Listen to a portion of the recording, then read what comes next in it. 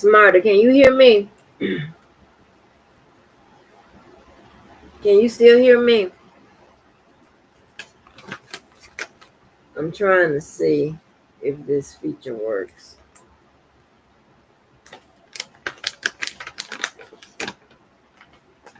I'm so sleepy. Stars in my eyes. Ooh.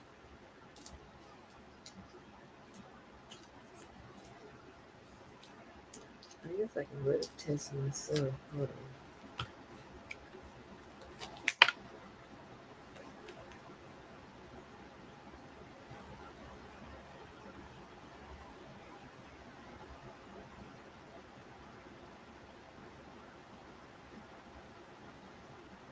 I mean, he's in the court. What's going on?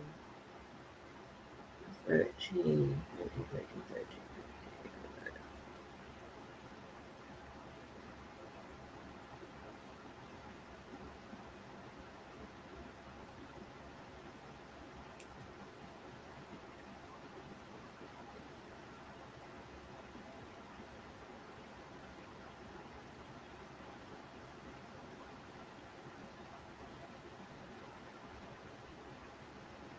And what are we doing?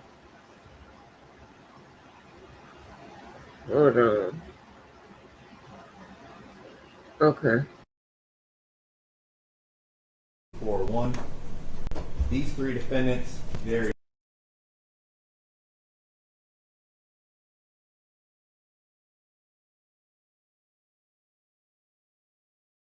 Bean, Demetrius Haley, and Justin Smith are being tried at one time. But it must be remembered by you, the jury, at all times, that even though the defendants are being tried together, they are separate and distinct and must be treated as such by the jury. When the word defendant is used in these instructions, it applies equally to Tyre Bean, Demetrius Haley, and Justin Smith, unless otherwise stated. Likewise, whenever the singular of a word is used in these instructions, it may be taken equally to mean the plural. The first count of indictment 2300241 charges the defendants Tyre Bean, Demetrius Haley, and Justin Smith with the offense of second-degree murder. Embraced and included are the lesser included offenses of facilitation, second-degree murder, voluntary manslaughter, facilitation, voluntary manslaughter, aggravated assault resulting in death, facilitation, aggravated assault resulting in death, reckless homicide, facilitation of reckless homicide, criminally negligent homicide, and facilitation, criminally negligent homicide. The second count charges the defendants Tyre Bean, Demetrius Haley, and Justin Smith with the offense of aggravated assault, acting in concert. Embraced and included are the lesser included offenses of attempted aggravated assault, facilitation of aggravated assault, reckless aggravated assault, facilitation, reckless aggravated assault, reckless endangerment, assault, and attempted assault. The third count charges the defendants Tyre Bean, Demetrius Haley, and Justin Smith with the offense of aggravated kidnapping with bodily injury. Embraced and included are the lesser included offenses of attempted aggravated kidnapping, facilitation of aggravated kidnapping, kidnapping, attempted kidnapping, facilitation of kidnapping, false imprisonment, and attempted false imprisonment. The fourth count charges the defendants Tyre Bean, Demetrius Haley, and Justin Smith with the offense of aggravated kidnapping with deadly weapon. Embraced and included are the lesser included offenses of attempted aggravated kidnapping, facilitation aggravated kidnapping, false imprisonment, and attempted false imprisonment. The fifth count charges the defendants Tyre Bean, Demetrius Haley, and Justin Smith with the offense of official misconduct, unauthorized exercise of official authority. Embraced and included are the lesser included offenses of attempted official misconduct and facilitation of official misconduct. The sixth count charges the defendant Tyre Bean, Demetrius Haley, and Justin Smith with the offense of official misconduct, refraining from performing a duty. Embraced and included are the lesser included offenses of attempted official misconduct and facilitation of official misconduct. The seventh count charges the defendants, Tadarius Bean, Demetrius Haley, and Justin Smith, with the offense of official oppression. Embraced and included are the lesser included offenses of attempted official oppression and facilitation of official oppression. The law makes it the duty of the court to give in charge to the jury the law relative to the case on trial, and under the law given them by the court, render their verdict with absolute impartiality. The jury are the sole judges of the facts and of the law as it applies to the facts in the case. In making up your verdict, you are to consider the law in connection with the facts, but the court is the proper source from which you are to get the law. In other words, you are the judges of the law as well as the facts under the direction of the court. The jury in no case should have any sympathy or prejudice or allow anything but the law and the evidence to have any influence upon them in determining their verdict. They should render their verdict with absolute fairness and impartiality as they think the truth and justice dictate. Every fact and circumstance in the case you may consider in arriving at your verdict.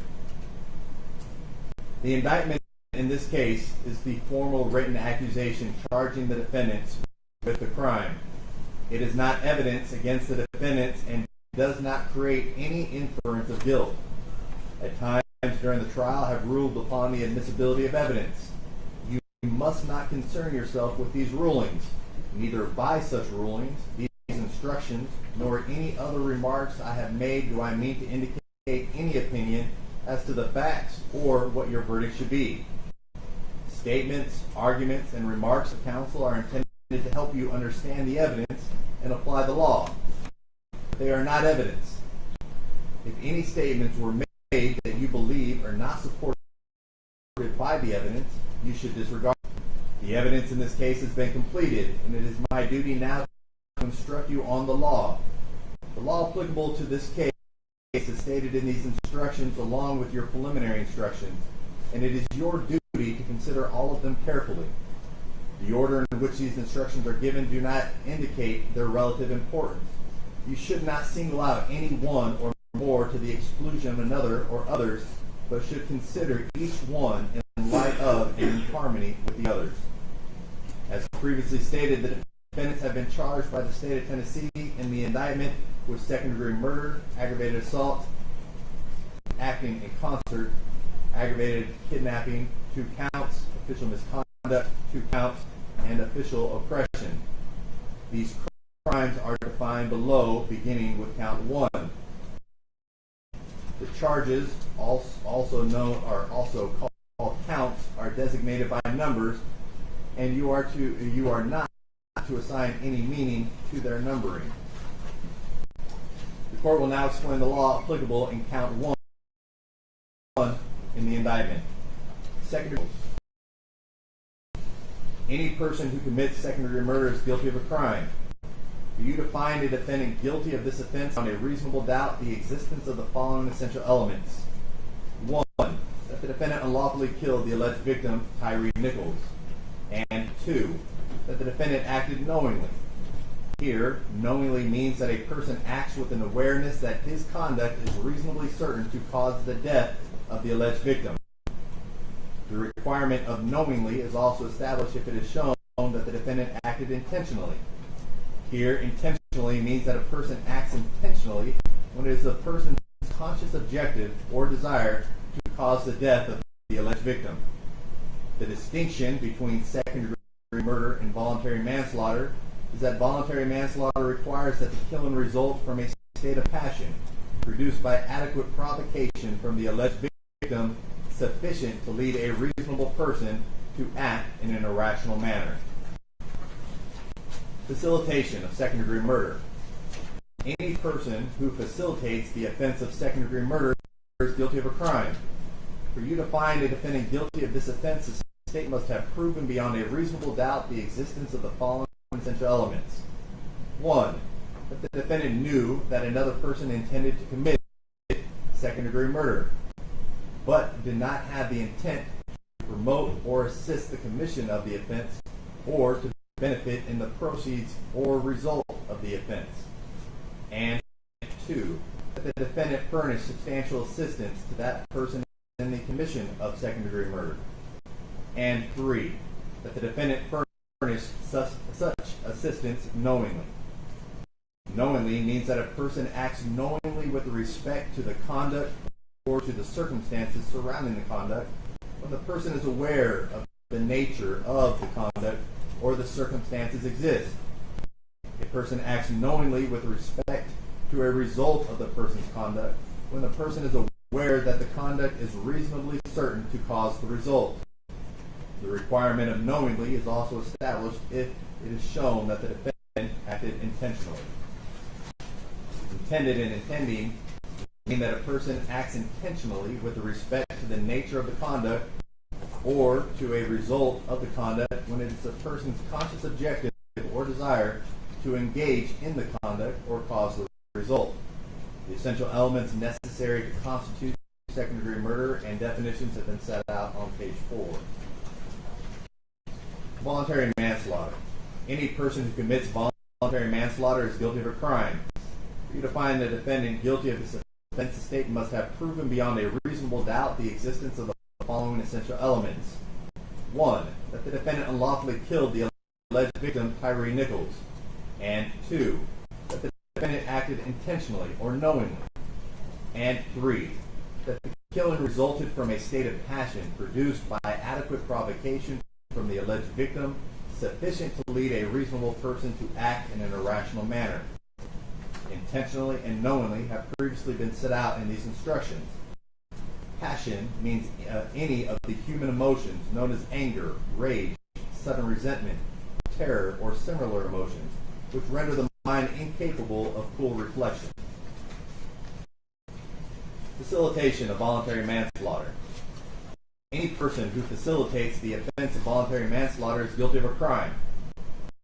For you to find a defendant guilty of this offense, the state must have proven beyond a reasonable doubt the existence of the following essential elements.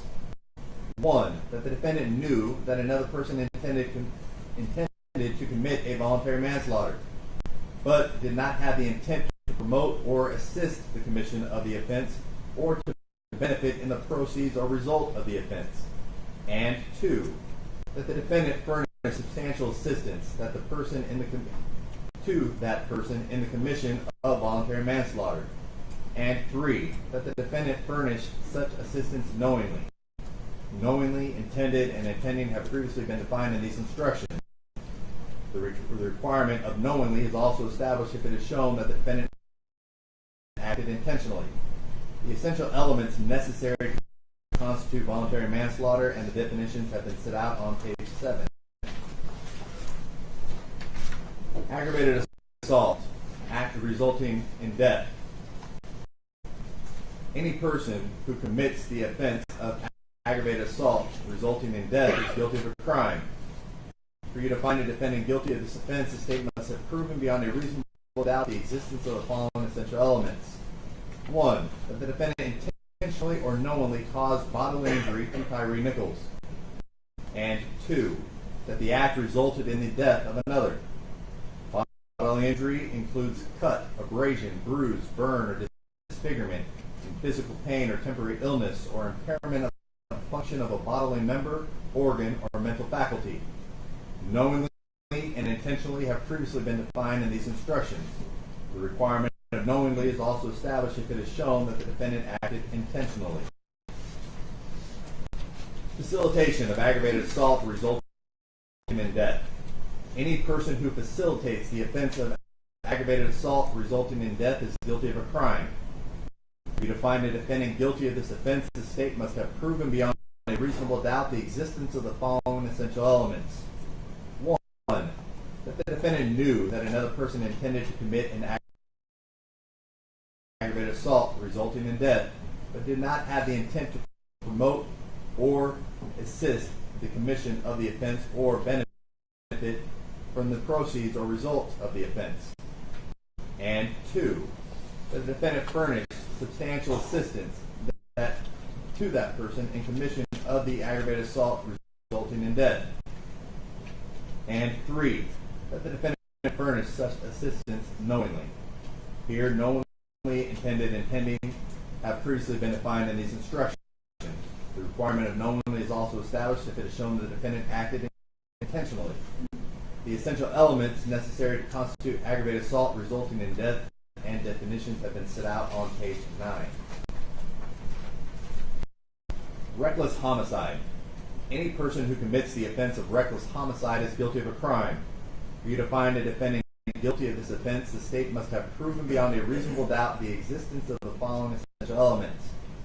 1. That the defendant killed the alleged victim, Tyre Nichols. And 2. That the defendant acted recklessly. Recklessly means that a person acts recklessly with respect to circumstances surrounding the conduct or the result of the conduct when the person is aware of but consciously disregards a substantial and unjustifiable risk that the alleged victim will be killed. The risk must be of such a nature and degree that its disregard constitutes a gross deviation from the standard of care that an ordinary person would exercise under all the circumstances as viewed from the accused person's standpoint. The requirement of recklessly is also established if it is shown that the defendant acted intentionally or knowingly. Here, intentionally and knowingly have previously been defined in these instructions. Facilitation of reckless homicide. Any person who facilitates the offense of reckless homicide is guilty of a crime. For you to find a defendant guilty of this offense, the state must have proven beyond a reasonable doubt the existence of the following essential elements. 1.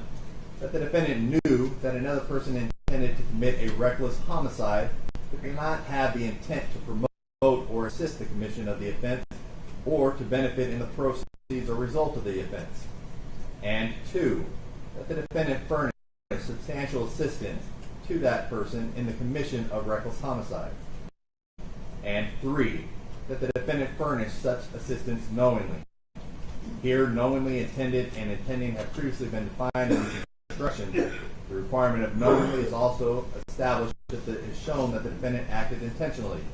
The essential elements necessary to constitute reckless homicide and definitions have been set out on page 11.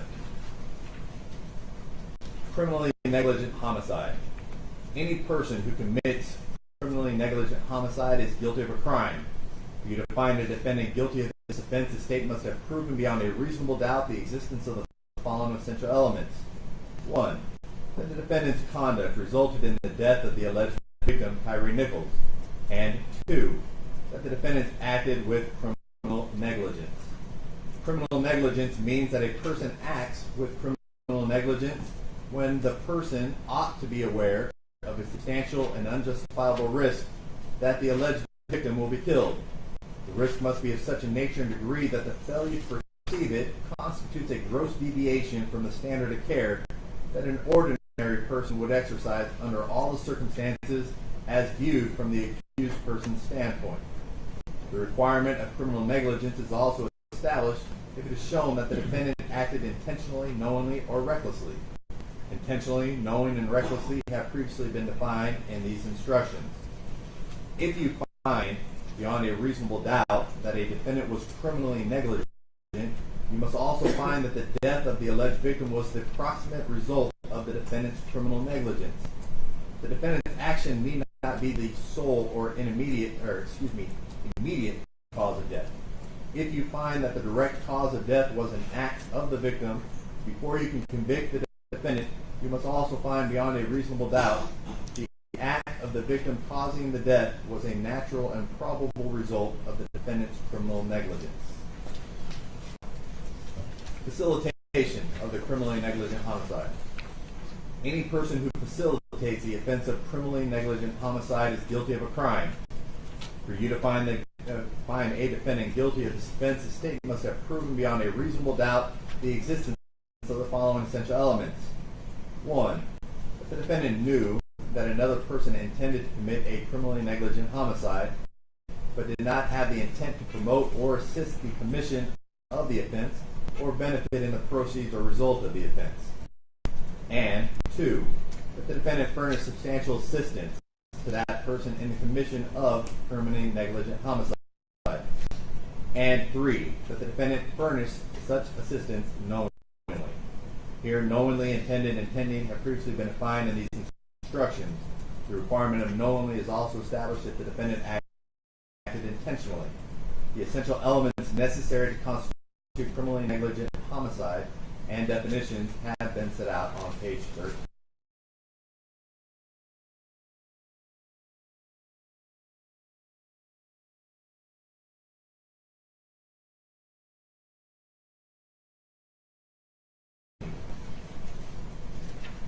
The court will now explain the law applicable to count 2 in the indictment. Aggravated assault, acting in concert. Any person who commits the offense of aggravated assault, acting in concert, is guilty of a crime. For you to find a defendant guilty of this offense, the state must have proven beyond a reasonable doubt the existence of the following essential elements. 1.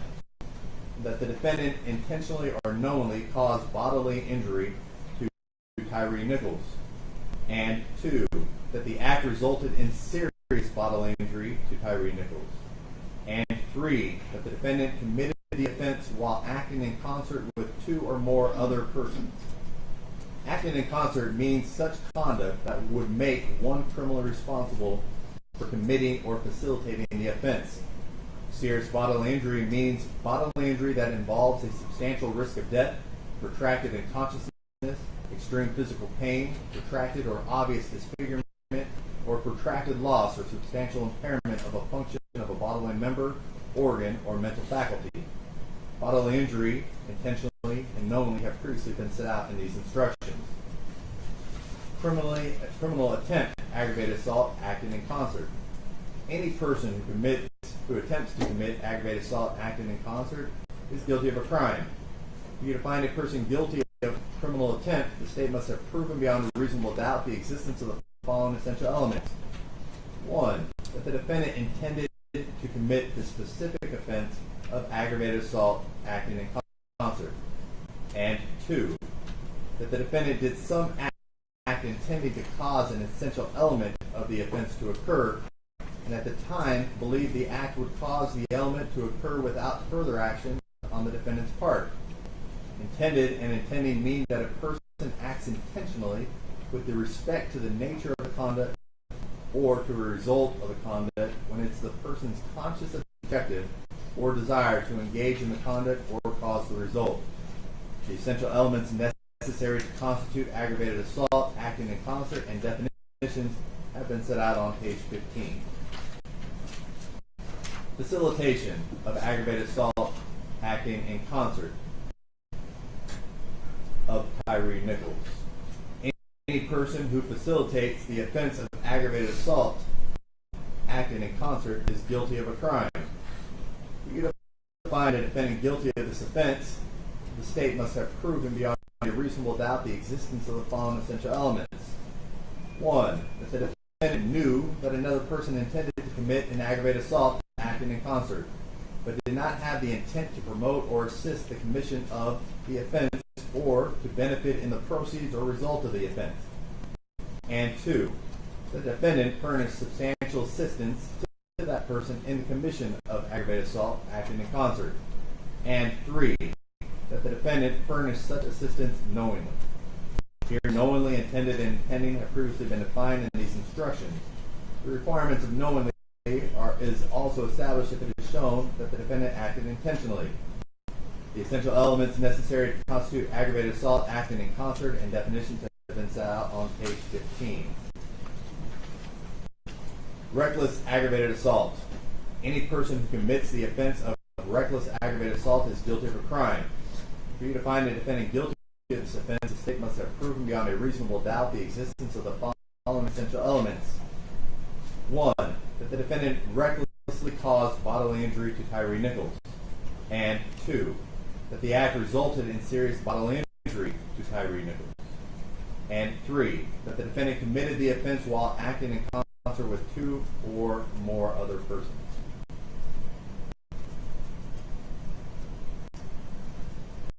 Here, recklessly means that a person acts recklessly with respect to circumstances surrounding the conduct or the result of the conduct when a person is aware of but consciously disregards a substantial and unjustifiable risk that the circumstances exist or that the result will occur.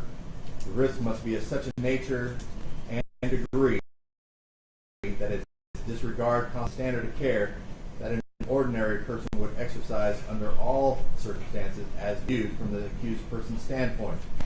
The requirement of reckless is also established if it is shown that the defendant acted knowingly or intentionally. Acting in concert, bodily injury, serious bodily injury, knowing and intentionally have previously been defined in these instructions. Facilitation of reckless aggravated assault.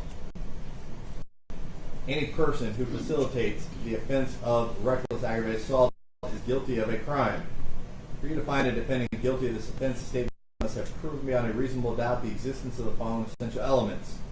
1. That the defendant knew that another person intended to commit a reckless aggravated assault, but did not have the intent to promote or assist the commission of the offense, or to benefit in the proceeds or result of the offense. And 2. That the defendant furnished substantial assistance to that person in the commission of reckless aggravated assault. And 3. That the defendant furnished such assistance knowingly. Knowingly, intended, and intending have previously been defined in these instructions.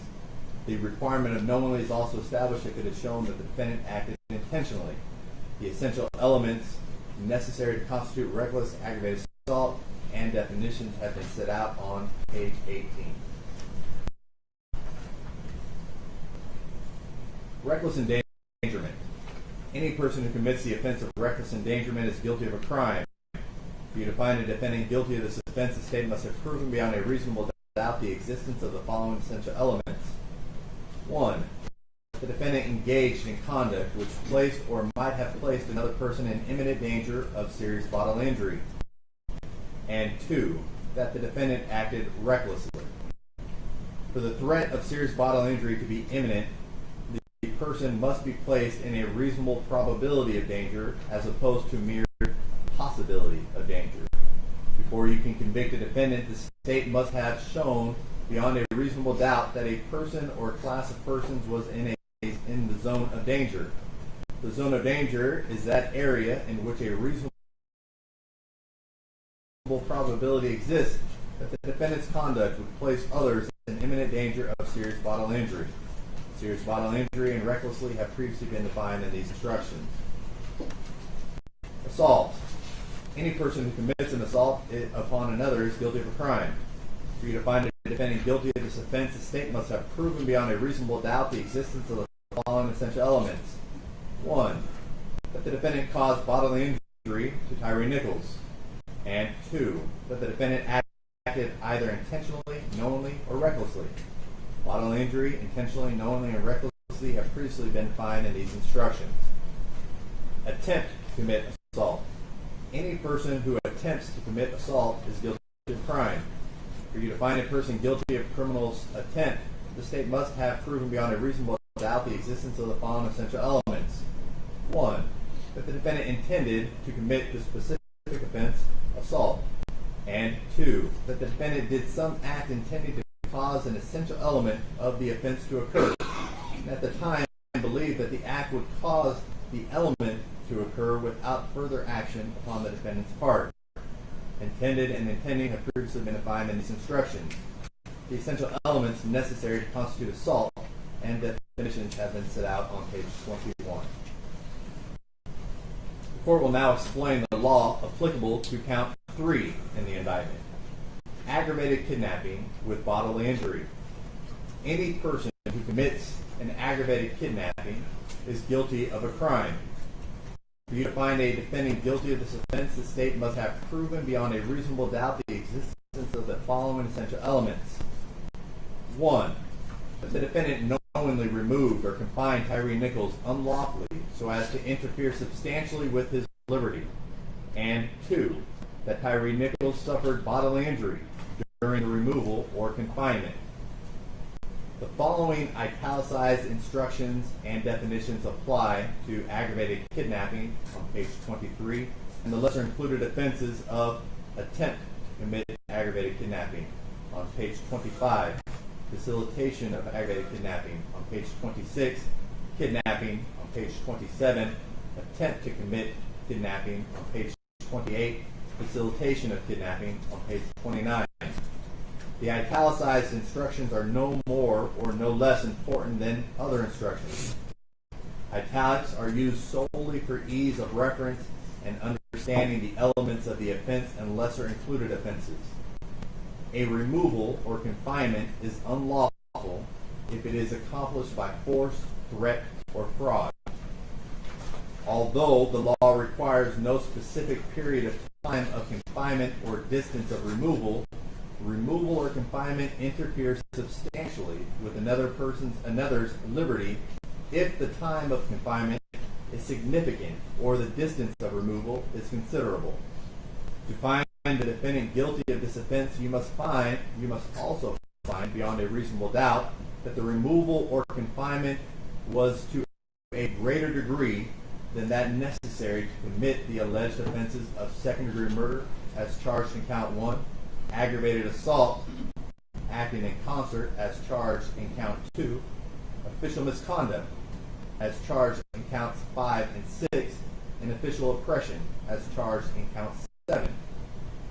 In making this determination, you may consider all the relevant facts and circumstances of the case, including, but not limited to, the following factors. A. The nature and duration of the alleged victim's removal or confinement by the defendant. B. Whether the removal or confinement occurred during the commission of separate offense. 3. Whether the interference with the alleged victim's liberty was inherent in the nature of the separate offense. D.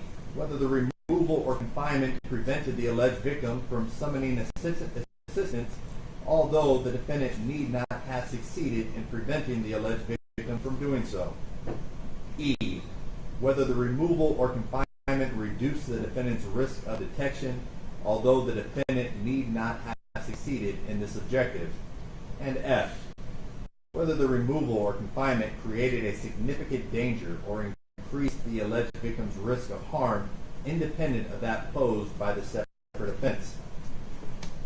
Unless you find beyond a reasonable doubt that the alleged victim's removal or confinement exceeded that which was necessary to accomplish the alleged offenses of second-degree murder, aggravated assault acting in concert, official misconduct, and official oppression, and was not essentially incidental to any one of these offenses, you must find the defendant not guilty of aggravated kidnapping or any of its lesser included offenses.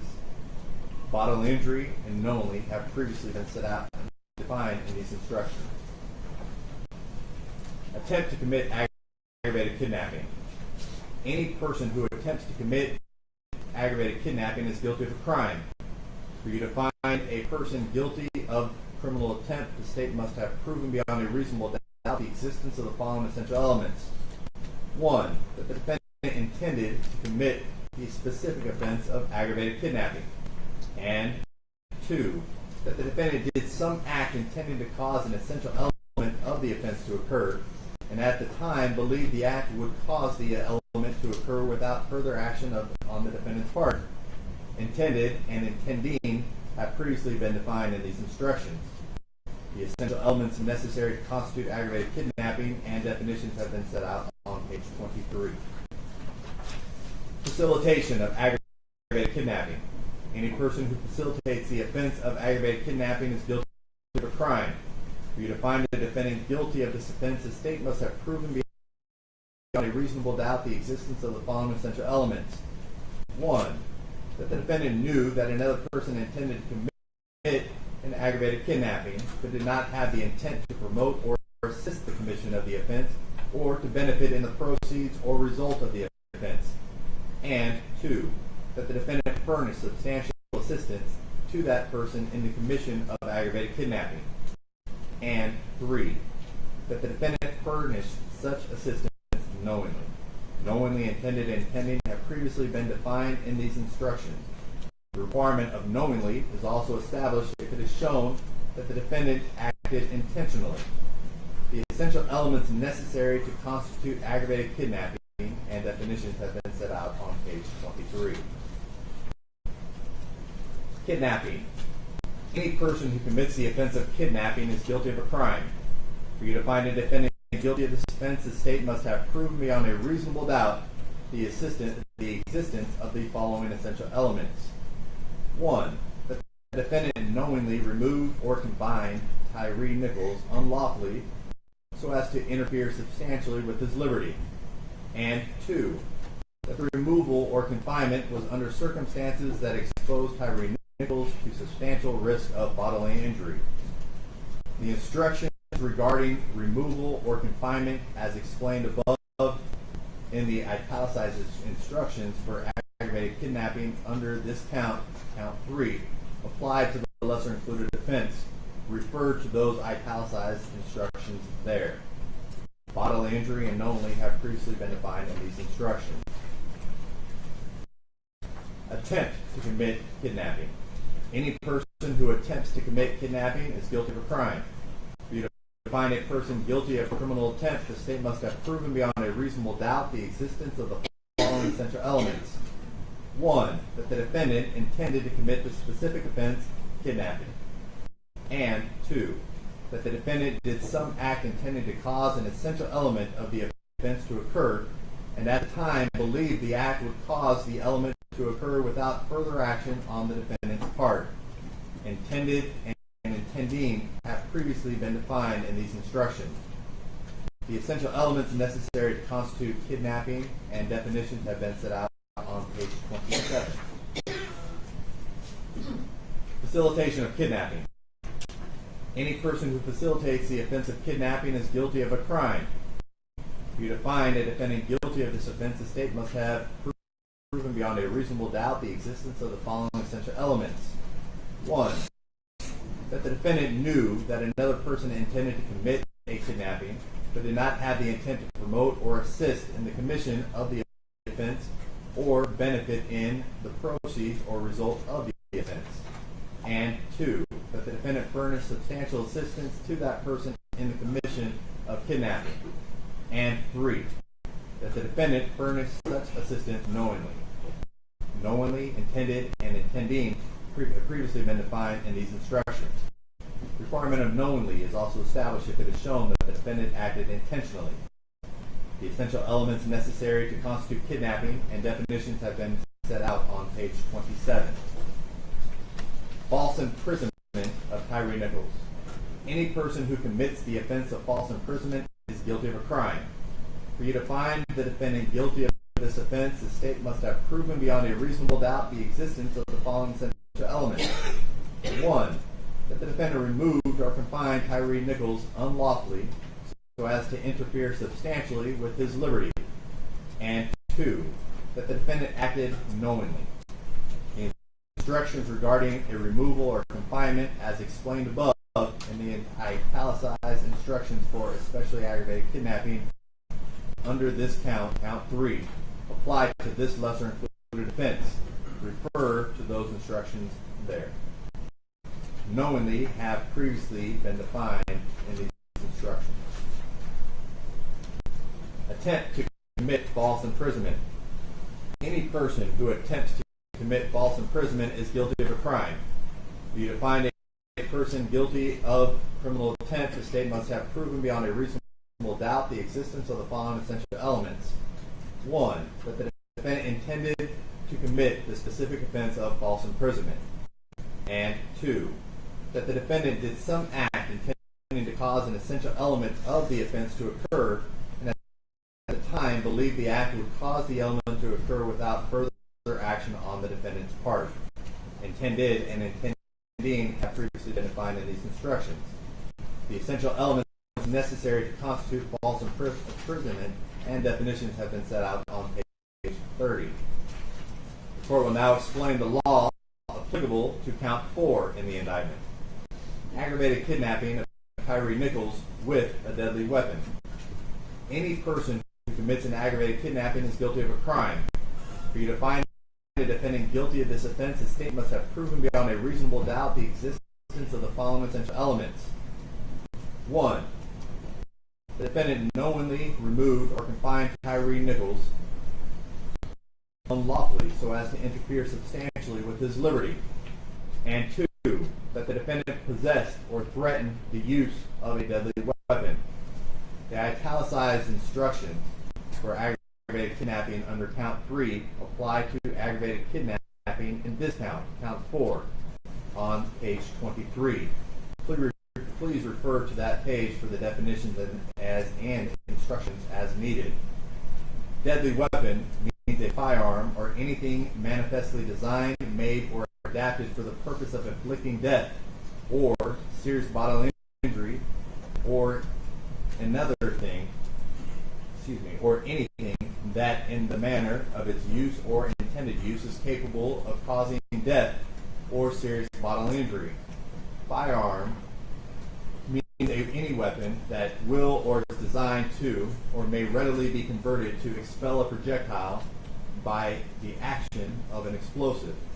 Knowingly has been previously defined for you in these instructions for aggravated assault resulting in death under count 1. Refer to the definition there. Attempt to commit aggravated kidnapping.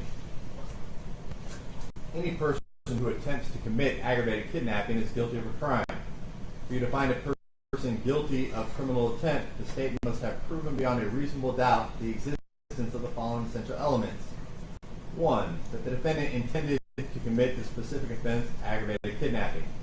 And 2, that the defendant did some act intending to cause an essential element of the offense to occur, and at the time believed the act would cause the element to occur without further action on the defendant's part. Intended and intending have previously been defined in these instructions. The italicized instructions for aggravated kidnapping under count 3 apply to aggravated kidnapping in this count 4, on page 23. Please refer to that page for the definitions and instructions as needed. The essential elements necessary to constitute aggravated kidnapping and definitions have been set out on page 32. Facilitation of aggravated kidnapping. Any person who facilitates the offense of aggravated kidnapping is guilty of a crime. For you to find a defendant guilty of this offense, the state must have proven beyond a reasonable doubt the existence of the following essential elements.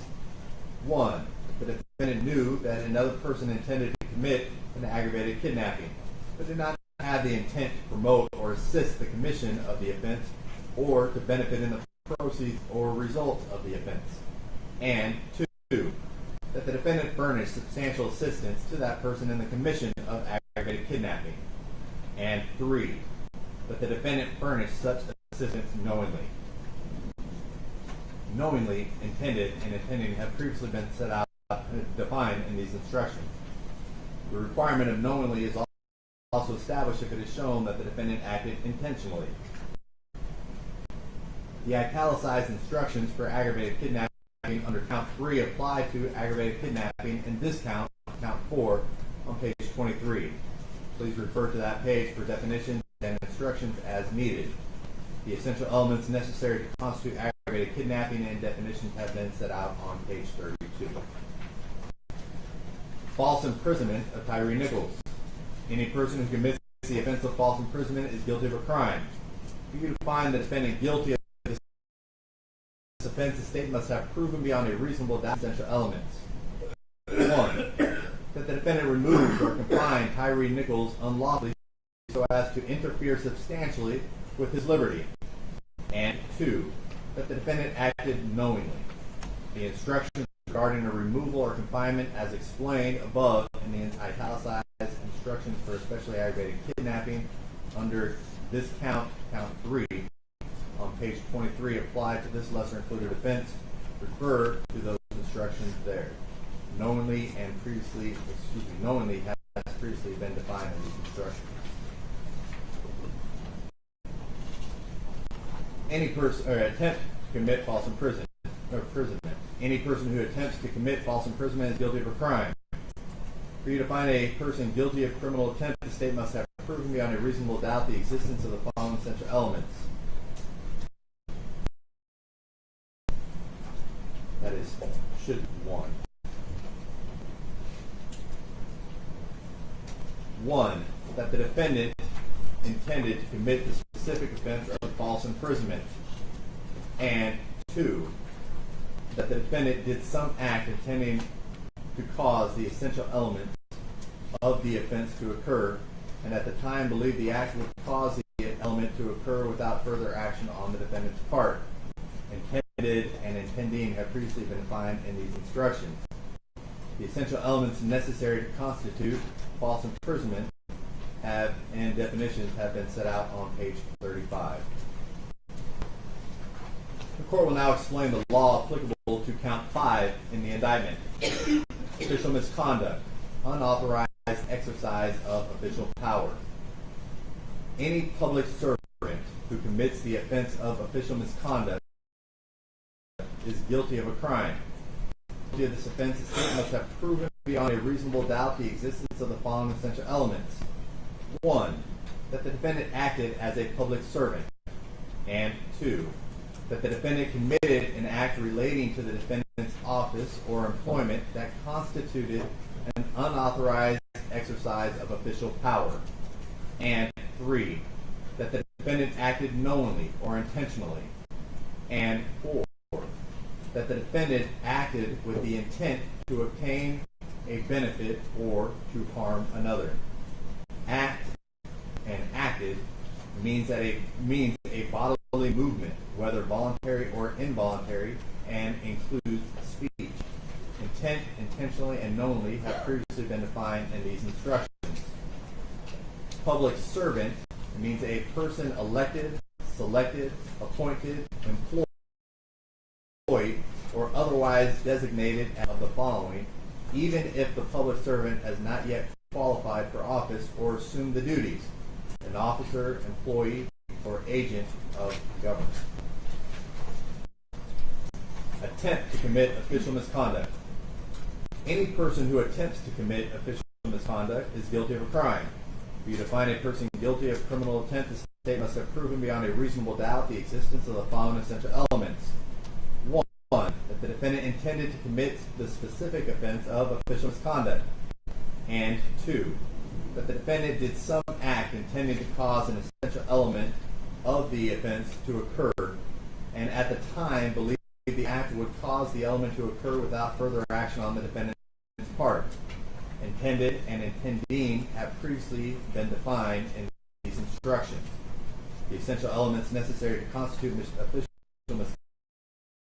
misconduct and definitions have been set out. Facilitation of official misconduct. Any person who facilitates the offense of official misconduct is guilty of a crime. For you to find a defendant guilty of this offense, this state must have proven beyond a reasonable doubt the existence of the following essential elements. 1.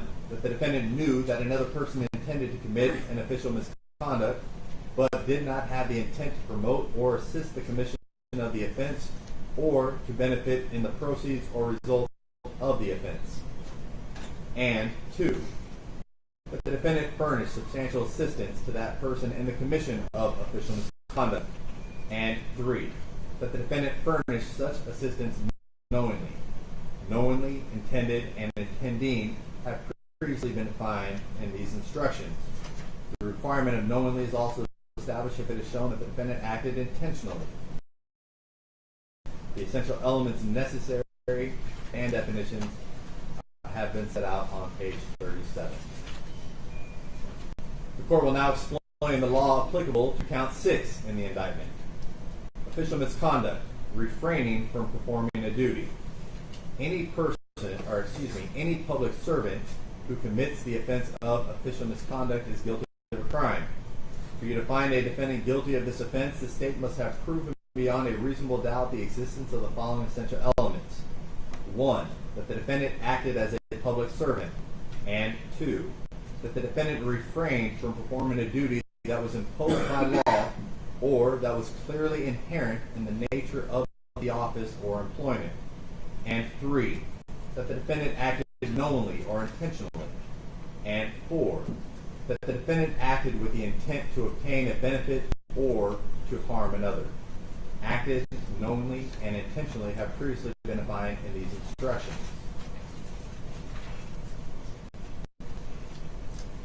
Attempt to commit official misconduct. Any person who attempts to commit official misconduct is guilty of a crime. For you to find a person guilty of a criminal attempt, the state must have proven beyond a reasonable doubt the existence of the following essential elements.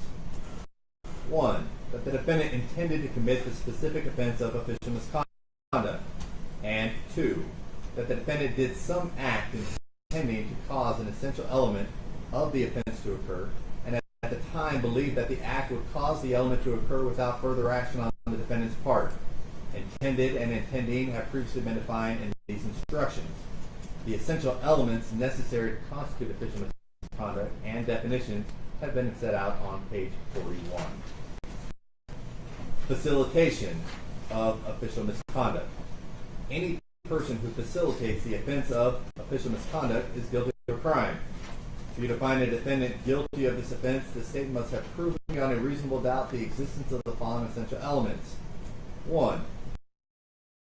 That the defendant knew that another person intended to commit official misconduct, but did not have the intent to promote or assist the commission of the offense or to benefit in the proceeds or result of the offense.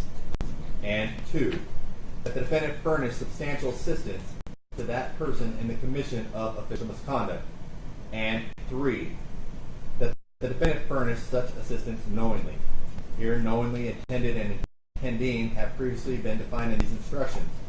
The requirement of knowingly is also established if it is shown that the defendant acted intentionally. The essential elements necessary to constitute official misconduct and definition have been set out on page 41.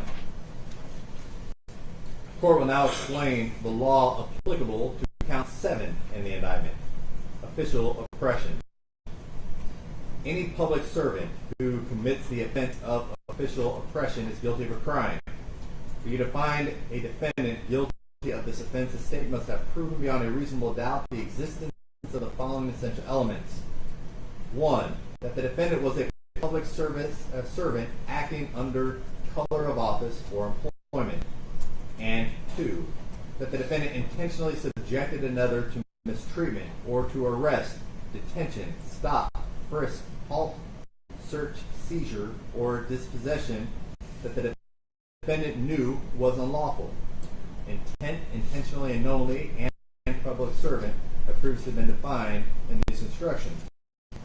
The public servant acts under color of office or employment if the servant acts or purports to act in an official capacity or takes advantage of such actual or purported capacity. Attempt to commit official oppression. Any person who attempts to commit official oppression is guilty of a crime. For you to find a person guilty of criminal attempt, the state must have proven beyond a reasonable doubt the existence of the following essential elements. 1. That the defendant intended to commit the specific offense of official oppression. And 2. That the defendant did some act intending to cause an essential element of the offense to occur, and at the time believed the act would cause the element to occur without further action on the defendant's part. Intended and intending have previously been defined in these instructions. The essential elements necessary to constitute official oppression and definitions have been set out on page 44. Facilitation of official oppression. Any person who facilitates the offense of official oppression is guilty of a crime. For you to find a defendant guilty of this offense, the state must have proven beyond a reasonable doubt the existence of the following essential elements. 1. That the defendant knew that another person intended to commit an official oppression, but did not have the intent to promote or assist the commission of the offense or to benefit in the proceeds or result of the offense. And 2. That the defendant furnished substantial assistance to that person in the commission of official oppression. And 3. That the defendant furnished such assistance knowingly. Knowingly, intended, and intending have previously been defined in these instructions. The requirement of knowingly is also established if it is shown that the defendant acted intentionally. The essential elements necessary to constitute official oppression, and definitions have been set out on page 44.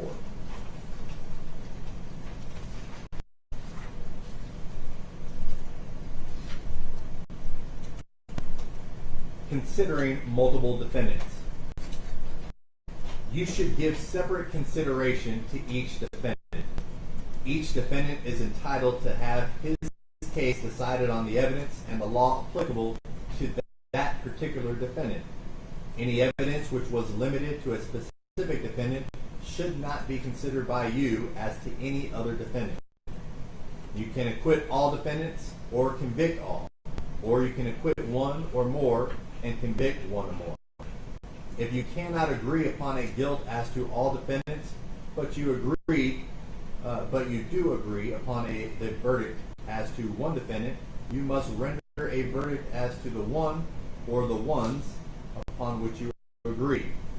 You will receive separate verdict forms on the charged counts and lesser offenses for each defendant. Identity. One of the issues in this case is the identification of the defendant as the person who committed the crime. So the state has the burden of proving identity beyond a reasonable doubt. Identification testimony is an expression of belief or impression by the witness, and its value may depend upon your consideration of several factors. Some of the factors which you may consider are: 1. The witness's capacity and opportunity to observe the offender.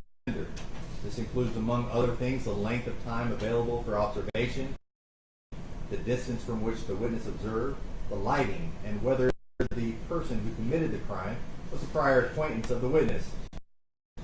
2. The degree of certainty expressed by the witness regarding the identification and the circumstances under which it was made, including whether it's the product of the witness's own recollection. 3. The occasions, if any, on which the witness failed to make an identification of the defendant or made an identification that was inconsistent with the identification at trial.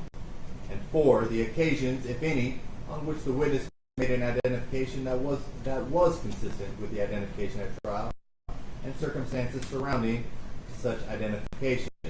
5. Any other factors fairly raised by the evidence.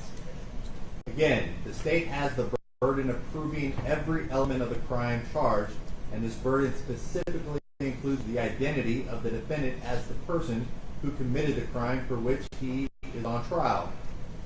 If, after considering the identification testimony in light of all the proof, you have a reasonable doubt that the defendant is the person who committed the crime, you must find the defendant not guilty. Evidence, direct and circumstantial. The guilt of any defendant, as well as any fact required to be proved, may be established by direct evidence, by circumstantial evidence, or by both combined.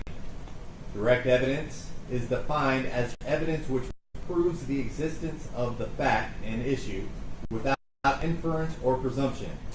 Direct evidence is those parts of testimony admitted in court which refer to what happened and was testified to by witnesses who saw or heard what happened firsthand.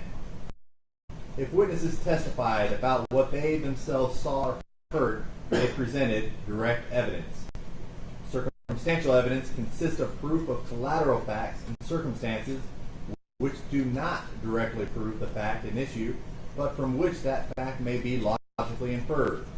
Circumstantial evidence is all the testimony and exhibits which give you clues about what happened in an indirect way. It consists of all evidence which is not direct evidence.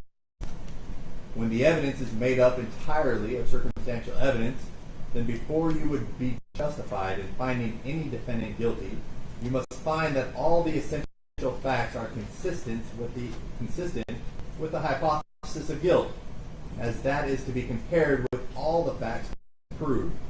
The facts must exclude every other reasonable theory or hypothesis except that of guilt, and the facts must establish such a certainty of guilt of a defendant as to convince the mind beyond a reasonable doubt that the defendant is the one who committed the offense.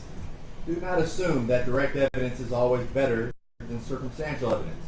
According to our laws, direct evidence is not necessarily better. than circumstantial evidence. It is not necessary that each particular fact should be proved beyond a reasonable doubt if enough facts are proved to satisfy the jury beyond a reasonable doubt of all the facts necessary to constitute the crime charged. Before a verdict of guilty is justified, the circumstances taken together must be of conclusive nature and tendency, leading on the whole to a satisfactory conclusion and producing in effect a moral certainty that the defendant and no one else committed the offense. Presumption of innocence. You enter upon this investigation with the presumption that each of the defendants are not guilty of any crime, and this presumption stands as a witness for them unless it is rebutted and overturned by competent and credible proof. It is, therefore, incumbent upon the state, before you can convict any defendant, to establish to your satisfaction, beyond a reasonable doubt, that the crime charged in this indictment has been committed, that the same was committed within the county of Shelby and the state of Tennessee before the finding of the indictment, and that the defendant or defendants committed the crime in such a manner that would make them guilty under the law here defined and explained to you. Burden of proof. The state has the burden of proving the guilt of the defendant beyond a reasonable doubt, and this burden never shifts, but remains on the state throughout the trial of the case. The defendants are not required to prove their innocence. Reasonable doubt. Reasonable doubt is that doubt created by an investigation of all the proof in the case, and an inability after such investigation to let the mind rest easily upon the certainty of guilt. Absolute certainty of guilt is not demanded by the law to convict of any criminal charge, but moral certainty is required, and that certainty is required as to every element of proof needed to constitute the offense. Credibility of witnesses. You are the exclusive judges of the credibility of witnesses and the weight to be given to their testimony. If there are any conflicts in the testimony of different witnesses, you must reconcile those conflicts, if you can, without hastily or rashly concluding that any witness has sworn falsely, for the law presumes that every witness has told the truth. It is your job to decide what the facts are, what the facts of this case are. When you cannot reconcile the statements of different witnesses, then you must decide which witness or witnesses you believe, and how important you think the witness's testimony was. You do not have to accept or reject everything a witness said. You are free to believe all, none, or part of any person's testimony. In deciding which testimony you believe, you should rely on your own common sense and everyday experience. There is no fixed set of rules or judging whether you believe a witness, but it may help you to think about these questions. 1. Was the witness able to see and hear clearly? How long was the witness watching or listening? Was anything else going on that might have distracted the witness? 2. Did the witness seem to have a good memory? 3. How did the witness look and act while testifying? Did the witness seem to be making an honest effort to tell the truth, or did the witness seem to evade the questions? 4. Has there been any evidence presented regarding the witness's intelligence, respectability, or reputation for truthfulness? 5. Does the witness have any bias, prejudice, or personal interest in how the case is decided? 6. Did the witness have a motive to testify truthfully or to testify untruthfully? 7. Have there been any promises, threats, suggestions, or other influences that affected how the witness testified? 8.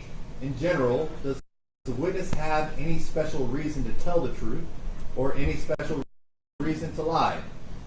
9. All in all, how reasonable does the witness testimony seem when you think about all the other evidence in the case? Sometimes the testimony of different witnesses will not agree, and you must decide which testimony you accept. You must think about whether the disagreement involves something important or not, and whether you think someone is lying or is simply mistaken. People see and hear things differently. Witnesses may testify honestly, but simply be wrong about what they thought they saw or remembered. It is also a good idea to think about which testimony agrees best with the other evidence in the case. However, you may conclude that a witness has deliberately lied about something that is important or to how you decide the case. If so, you may choose not to accept anything that witness said.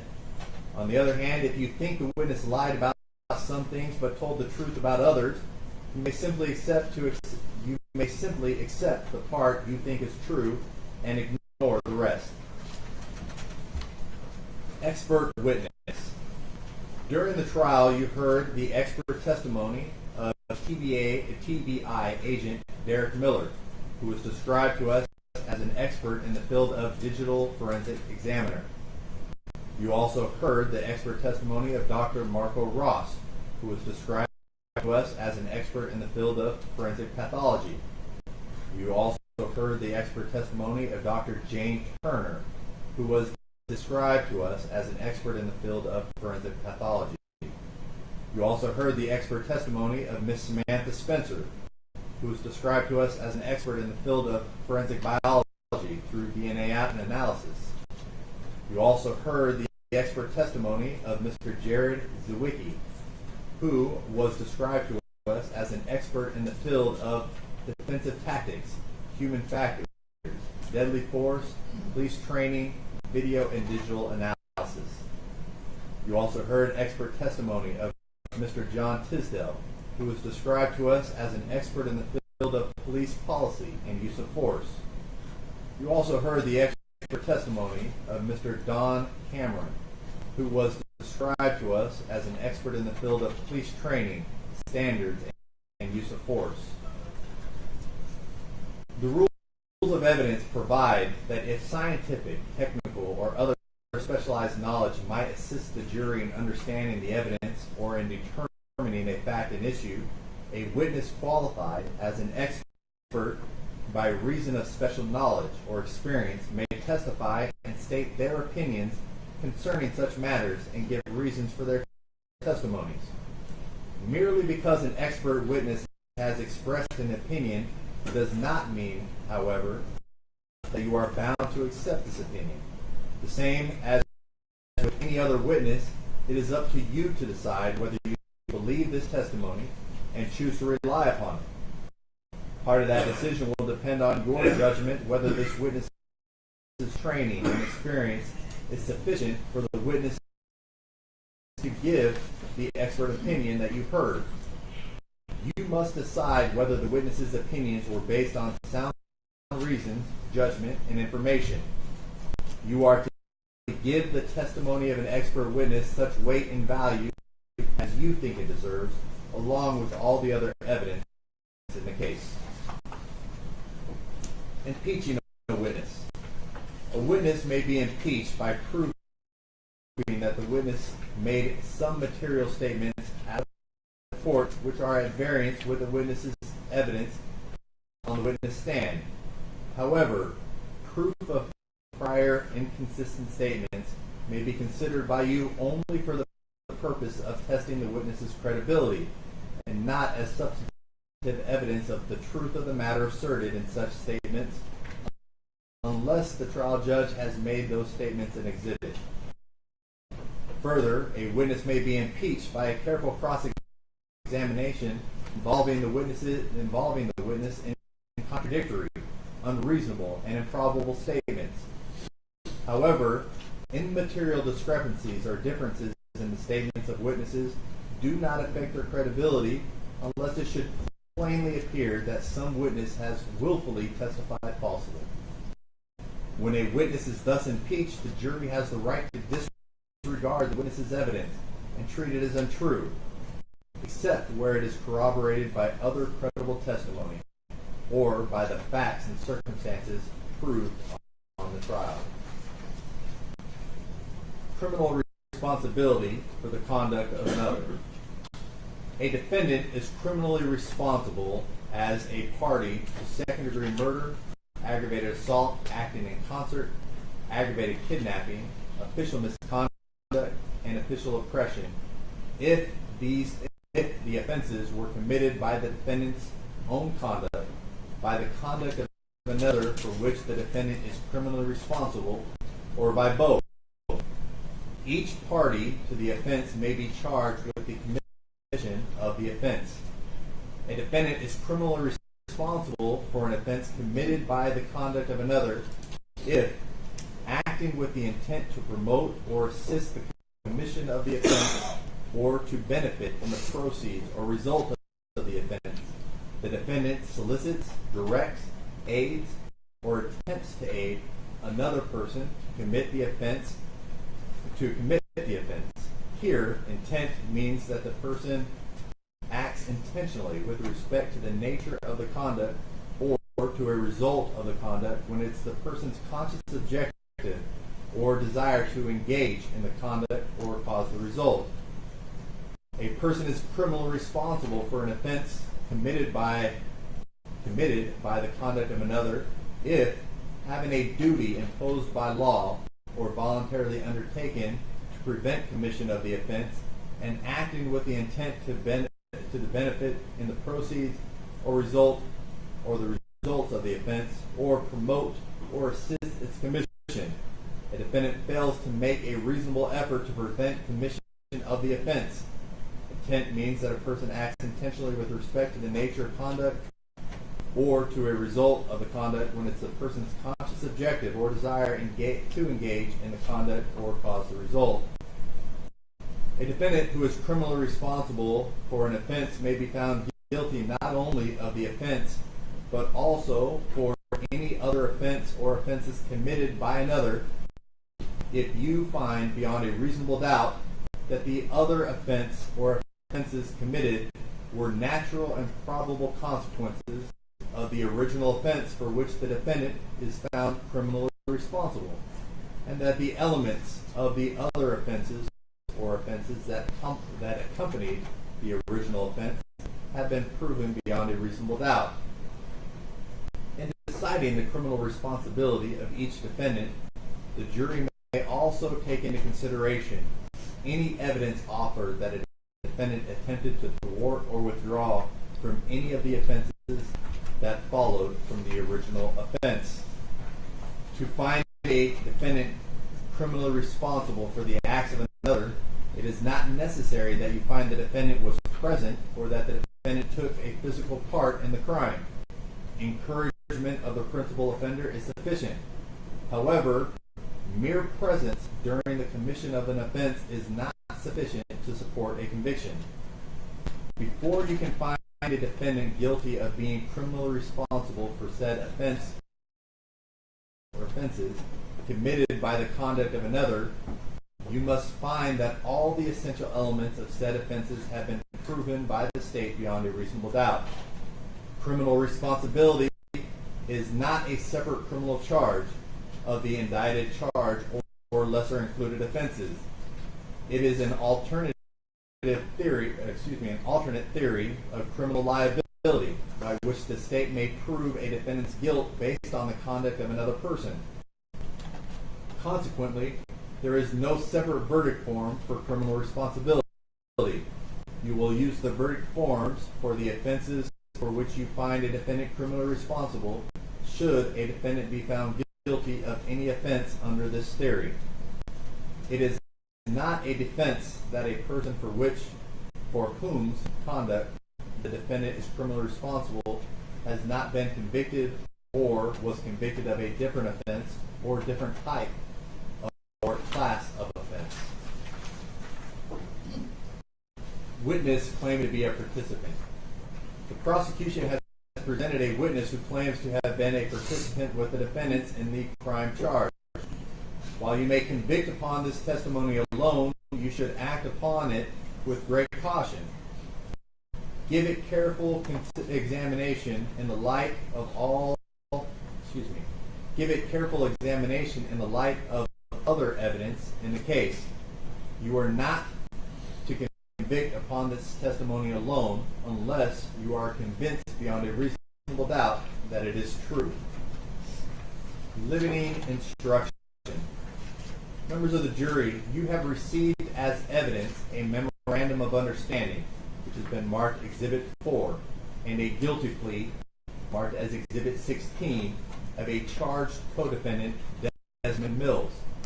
You are instructed that this evidence may be only considered with respect to the guilt or innocence of the co-defendant for whom they belong. In other words, the evidence can only be used to assess whether the co-defendant is guilty or not guilty of the charges against them, and cannot make any assumptions or inferences about another defendant in this case. Each defendant must be evaluated on the evidence presented specifically against them. The guilt or innocence of one defendant should not influence. The guilt or innocence of one defendant should not be influenced by a co-defendant's statements or any actions or statements attributed to them. You should assess the evidence against each defendant independently. Do not allow a co-defendant's statements to influence your judgment or deliberations regarding another defendant in this case. Evidence of good character. Evidence of good character has been offered on behalf of the defendants Tyre Bean and Justin Smith. This is to be considered by the jury along with all the other evidence in the case to determine if there is a reasonable doubt about the defendant's guilt. A person of good character may violate the law, but a person of good character is less likely to violate the law than one of bad character. If you find the defendant's character to be good, such may be considered for purpose of strengthening his presumption of innocence. If you find the defendant's character to be good, it may stand as a witness on his behalf, and you should consider it along with all the other evidence in determining whether the defendant is guilty or not guilty. The defendants not testifying. The defendants, Tyre Bean, Demetrius Haley, and Justin Smith, have each not taken the stand to testify as a witness, but you shall place no significance on this fact. Each defendant is presumed innocent, and the burden is on the state to prove the defendant's guilt beyond a reasonable doubt. No defendant is required to take the stand on his own behalf, and his election not to do so cannot be considered for any purpose against him, nor can any inference be drawn from such fact. Cause of death. Before a defendant can be convicted of any degree of homicide, the state must have proven beyond a reasonable doubt that the death of the deceased was proximately caused by the criminal conduct of the defendant, by the conduct of another for whom the defendant is criminally responsible, or both. The proximate cause of death is that cause which, in a natural and continuous sequence, unbroken by independent intervening cause, produces the death, and without which the death would not have occurred. A defendant's conduct need not be the sole or immediate cause of death. The acts or omissions of two or more persons may work concurrently to proximately cause the death. In such a case, each of the participating acts or omissions is regarded as a proximate cause. It is not a defense that the negligent conduct of the deceased may have been a proximate cause of the death. However, it is a defense to homicide if the proof shows that the death was caused by an independent intervening act or omission of the deceased or another, which a defendant in the exercise of ordinary care could not reasonably have anticipated as likely to happen. However, if in the exercise of ordinary care a defendant should reasonably have anticipated the intervening cause, that cause does not supersede the defendant's original conduct, and the defendant's conduct is considered the proximate cause of death. The sequence of events or the particular injury doesn't need to be foreseeable. It's only necessary that the death falls within the general field of danger which a defendant should have reasonably anticipated. If some other circumstances cause the victim's death unrelated to the defendant's action, that would be a defense to homicide unless the circumstances was the natural result of the defendant's acts. There is evidence in this case that the deceased required medical attention as a result of injuries that may have been unlawfully inflicted by a defendant, and that such treatment itself may have contributed to the death of the deceased. If you find this evidence to be true, then you must determine whether the medical treatment is of such a character as to relieve the defendant of the responsibility for the death. One who unlawfully and seriously injures another to the extent that medical attention is required bears the risk that improper treatment may result in death of the injured person. If a defendant unlawfully and seriously injures the deceased, he is not relieved of responsibility unless the treatment was performed in a grossly negligent and unskillful manner, and unless it was the sole cause of the death. If you find that a defendant's acts, if any, did not unlawfully cause or contribute to the death of the deceased, or if you have a reasonable doubt about this proposition, then you must find the defendant not guilty. Jury notes. Members of the jury, the court charges that if any of you have been taking notes in this case, that these notes are for your individual use only, and that you should not use your notes directly or indirectly, explicitly or implicitly, to persuade other jurors as to the accuracy of your notes. They should not be shown to others, nor compared, nor referred to in any way as authority, but should be used privately only by you as an aid to your individual memory. Multiple counts, finding on each required. The crime charged in each count of the indictment is a separate and distinct offense. You must decide each charge separately on the evidence and the law applicable to it. The defendant may be found guilty or not guilty of any or all of the offenses charged. Your findings as to each crime charge must be stated in your verdict. Unanimous verdict. The verdict must represent the considered judgment of each juror. In order to return a verdict, it is necessary that each juror agree thereto. Your verdict must be unanimous.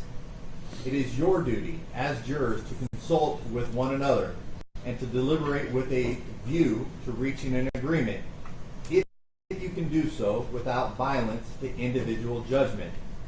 Each of you must decide the case for yourself, but do so only after an impartial consideration of the evidence with your fellow jurors.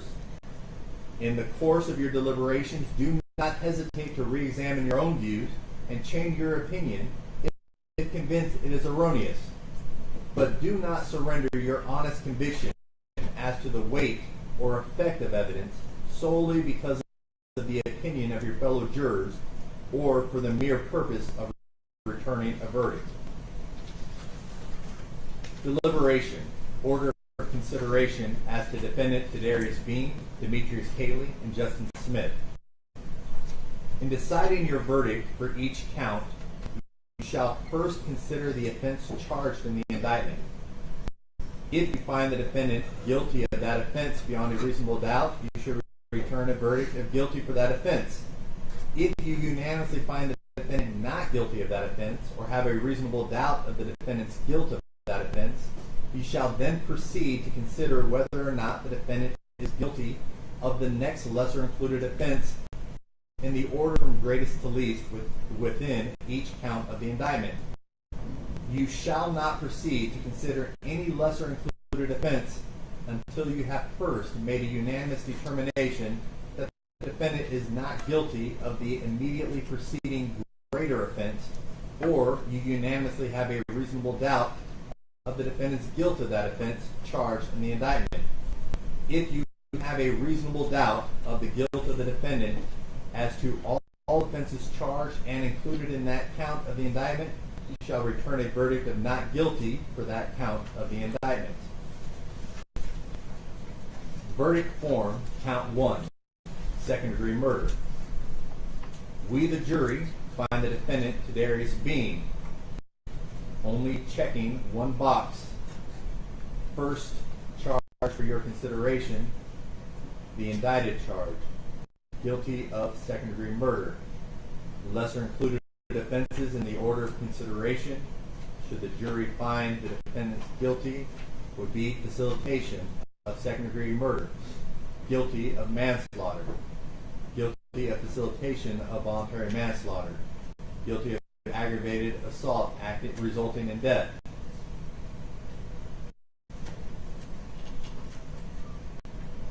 guilty of facilitation of aggravated assault resulting in death, guilty of reckless homicide, guilty of facilitation of reckless homicide, guilty of criminally negligent homicide, guilty of facilitation of criminally negligent homicide.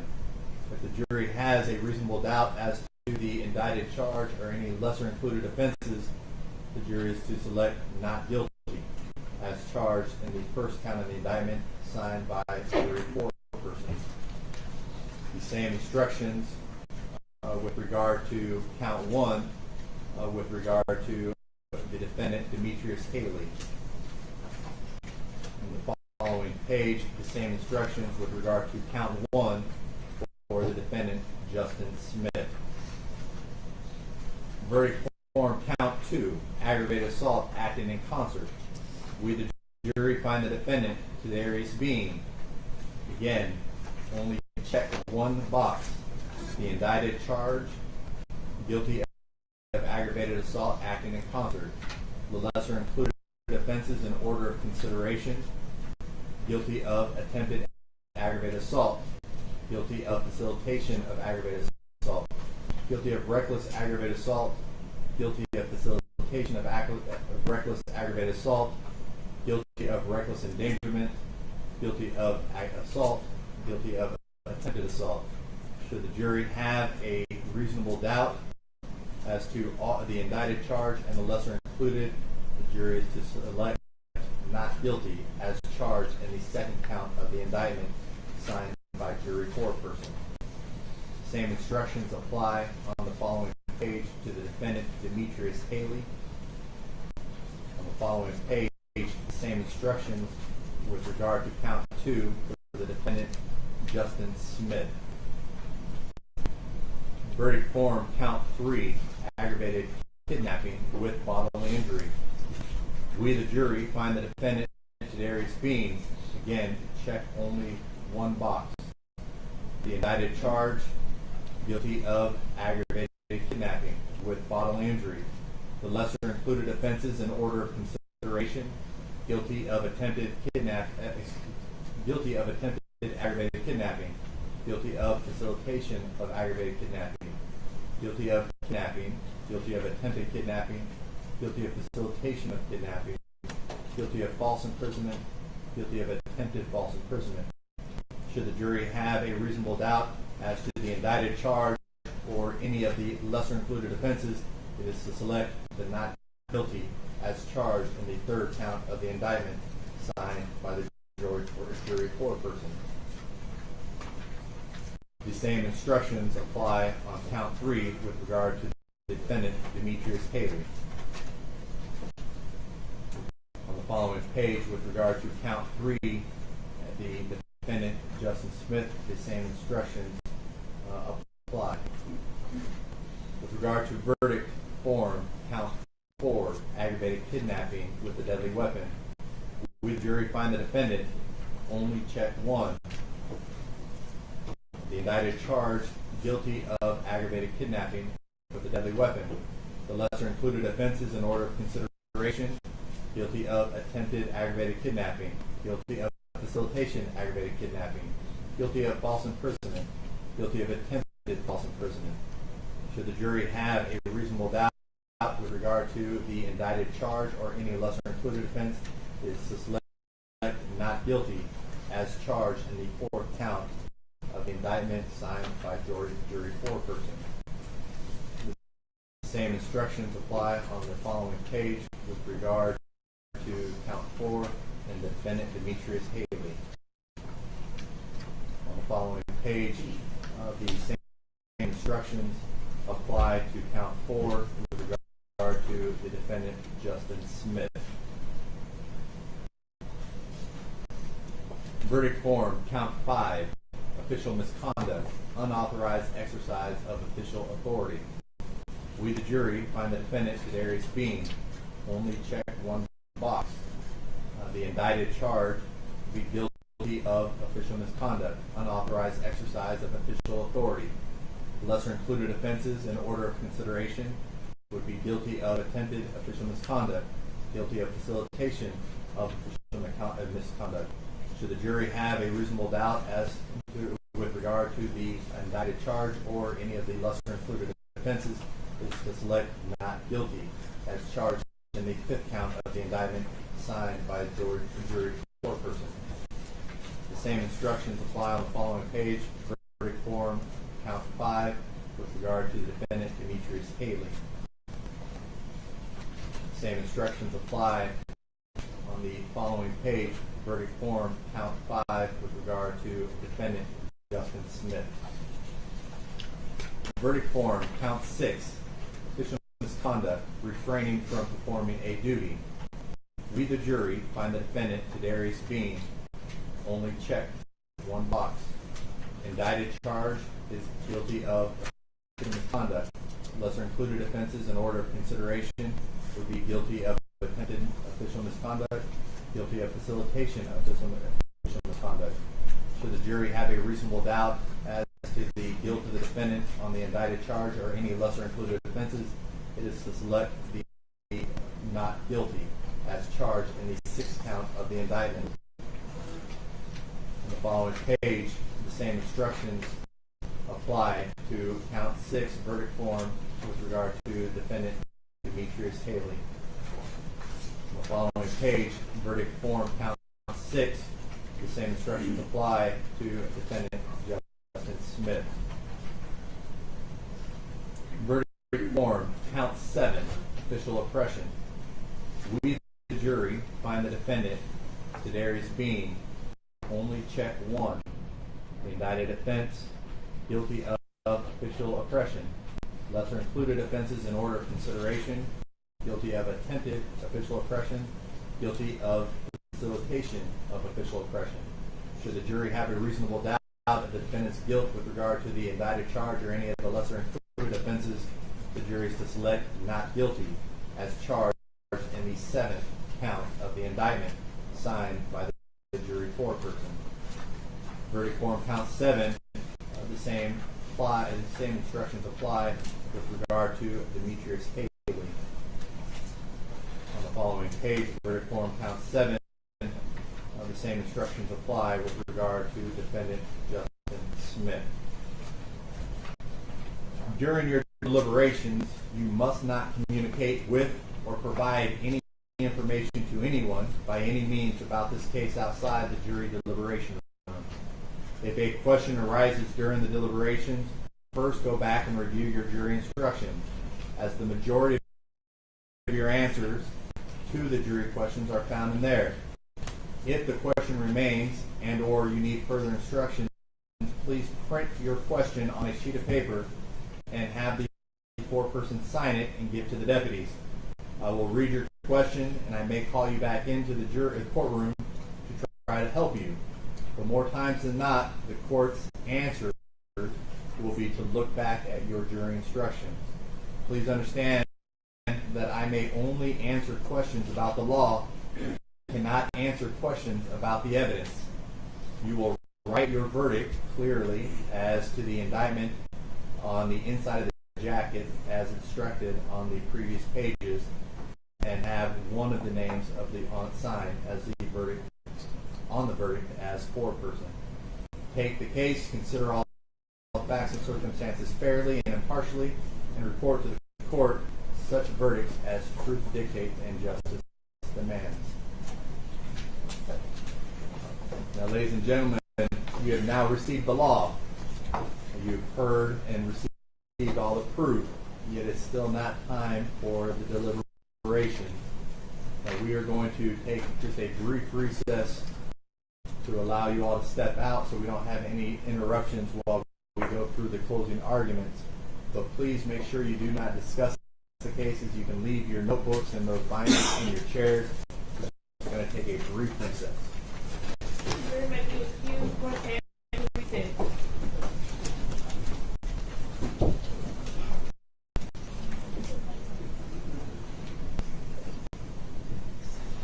Okay, I'm going to rewind back and put the actual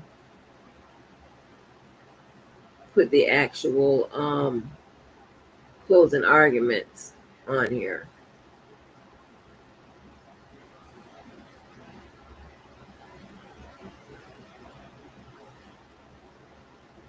Okay, hold on.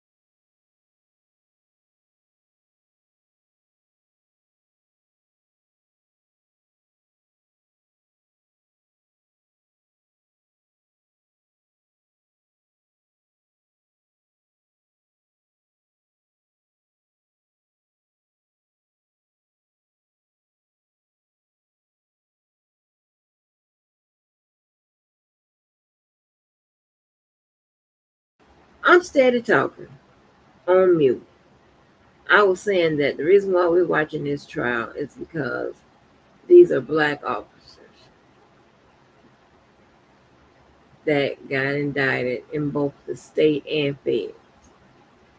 When we see white officers do the same thing, I think the black officers was involved in the cover-up, so I'm not sure, but we do see it more often that the white officers killing black folks, black men, to be exact, right? And they barely get indicted anywhere, let alone the state and the feds. So this is a reason why I want to watch this case.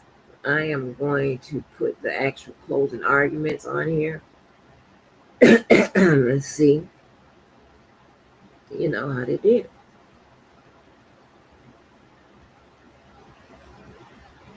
Because this would be a summation of the case, right? Remember I told you, when it's the opening,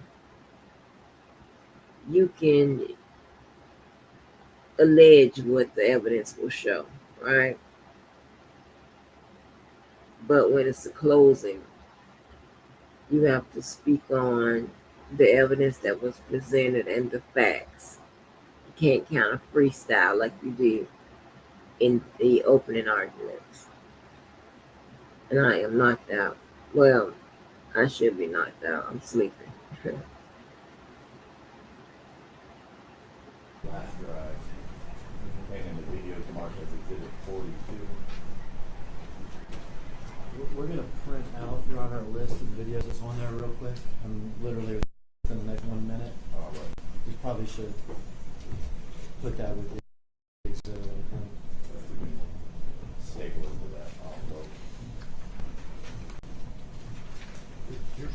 comment. This one you handed to us. This one.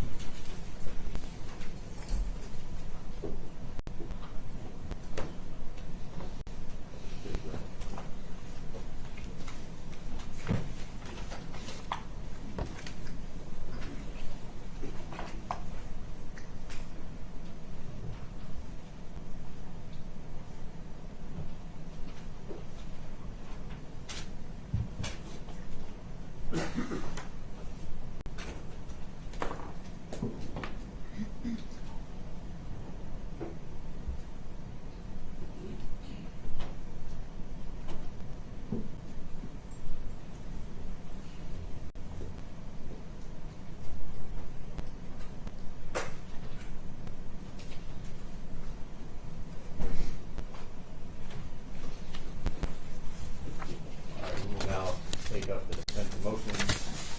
We will go ahead and start with Mr. Perry. At this time, I'd like to renew my motion for acquittal. I think that the court has heard the motion that we did at the end of the state's case.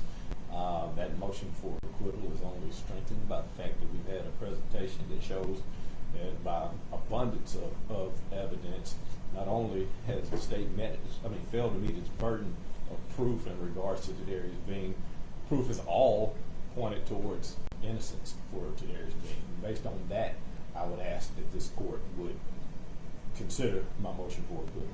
All right, thank you. All right, Mr. Stengel. On behalf of Demetrius Haley, we renew the motion for judgment of acquittal pursuant to Rule 29, incorporate the arguments made at the state of closed proof. Ask the court to take this case from the jury. It's rarely done. The rule's there for a reason. The court has the authority, and this is the appropriate case to do. Your Honor, I would adopt what Mr. Perry and Mr. Stengel just said regarding Rule 29, the rarity of it, and the fact that you've now heard extensive proof from the defense, who had no burden of proof of any sort. But when you couple that with the character witnesses, the undisputed, unrefuted, uncontradicted character witnesses, and what the law is in Tennessee regarding the strengthening of presumption of innocence, measured against the standard of can a reasonable juror find beyond a reasonable doubt to a moral certainty that Justice Smith committed any of these crimes, I would say, just as Mr. Stengel said, this is the right case for Rule 29, judgment of acquittal.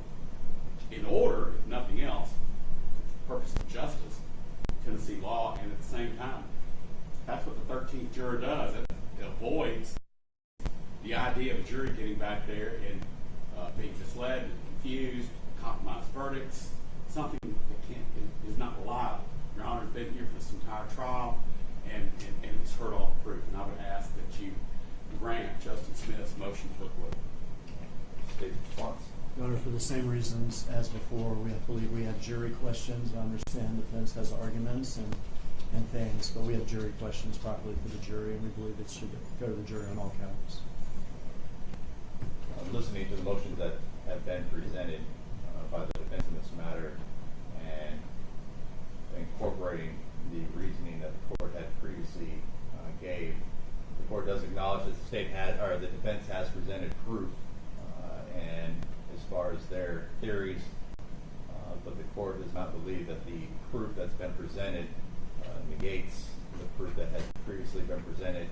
So looking at the evidence that has been presented thus far, in this case the court believes that there is sufficient proof with regard to Mr. Tadarius being Demetrius Haley and Justin Smith to allow the jury to take this matter for their consideration, having looked at the evidence in the light most favorable to the state as required by law. So the court will deny the motions at this time, and we will proceed with the charging of the jury. Now, with regard to the jury instructions, defense, do you all have any proposed instructions to include and present argument? Your Honor, I submitted an instruction regarding flight, and I stand on the submission that has been made. I had the language catered. I know it's a unique motion, and I know that this is a different case, Normally, that flight instruction goes towards the guilt of a defendant. In this particular case, the flight instruction goes to the presence of mind, and the mind of the alleged victim, and the motivation to have put up the type of struggle that he did in this case. And it also goes towards the fact that, number one, those sworn officers had a duty to try to apprehend this fleeing suspect. Number two, that they had a duty that did not cease until the alleged victim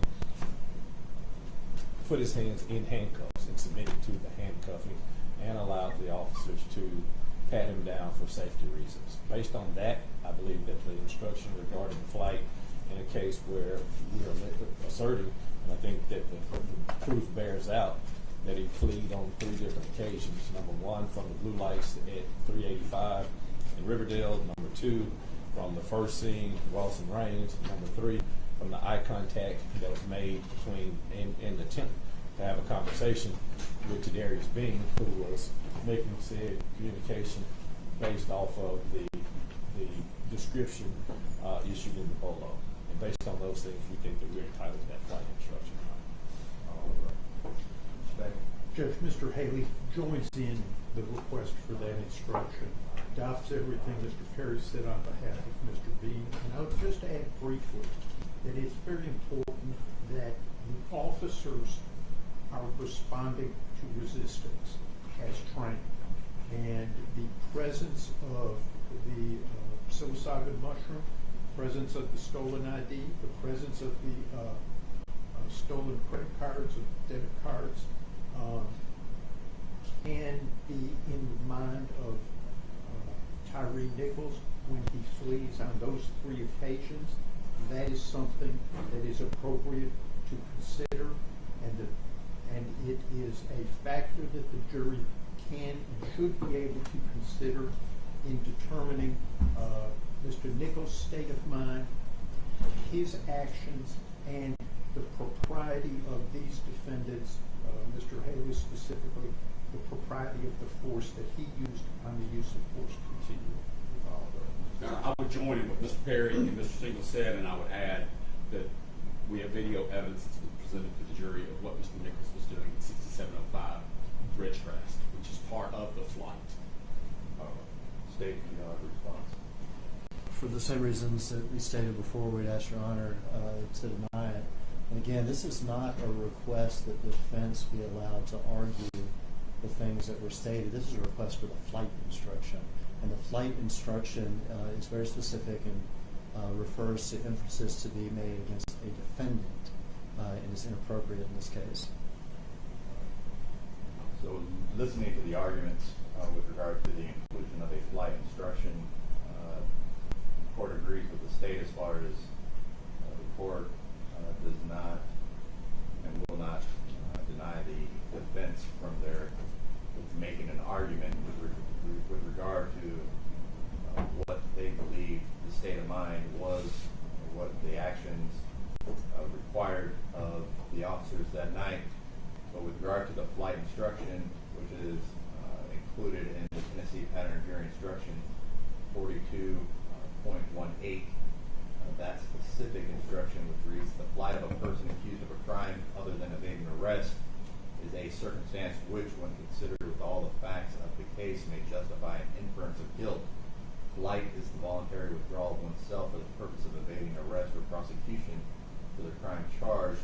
Whether the evidence presented proves beyond a reasonable doubt the defendant fled is a question for your determination. It goes on to say that if flight does not allow you to find that the defendant is guilty of a crime alleged, however, since flight by a defendant may be caused by a consciousness of guilt, you may consider the fact of flight, if flight is so proven, together with all the other evidence when you decide the guilt or innocence of the defendant. This instruction specifically is in regard to the defendant and the actions of the defendant and the inference of guilt based off of the potential flight, and so the court will deny the request of a flight instruction and allow that to be argued by the attorneys. Any additional instruction? Your Honor, on behalf of Demetrius Haley, I have filed the written proposed defense theory. I will, as soon as I get a chance, put it in case caption and respectfully submitted it and filed it. What I have submitted by email has been filed with the court. I would ask that it be included as Demetrius Haley's theory and contention. The state has a theory and contention. It's the indictment. It's been read, and it will be in the jury room. This is Demetrius Haley contests the indictment, has introduced evidence, and this submitted instruction is his theory and contention.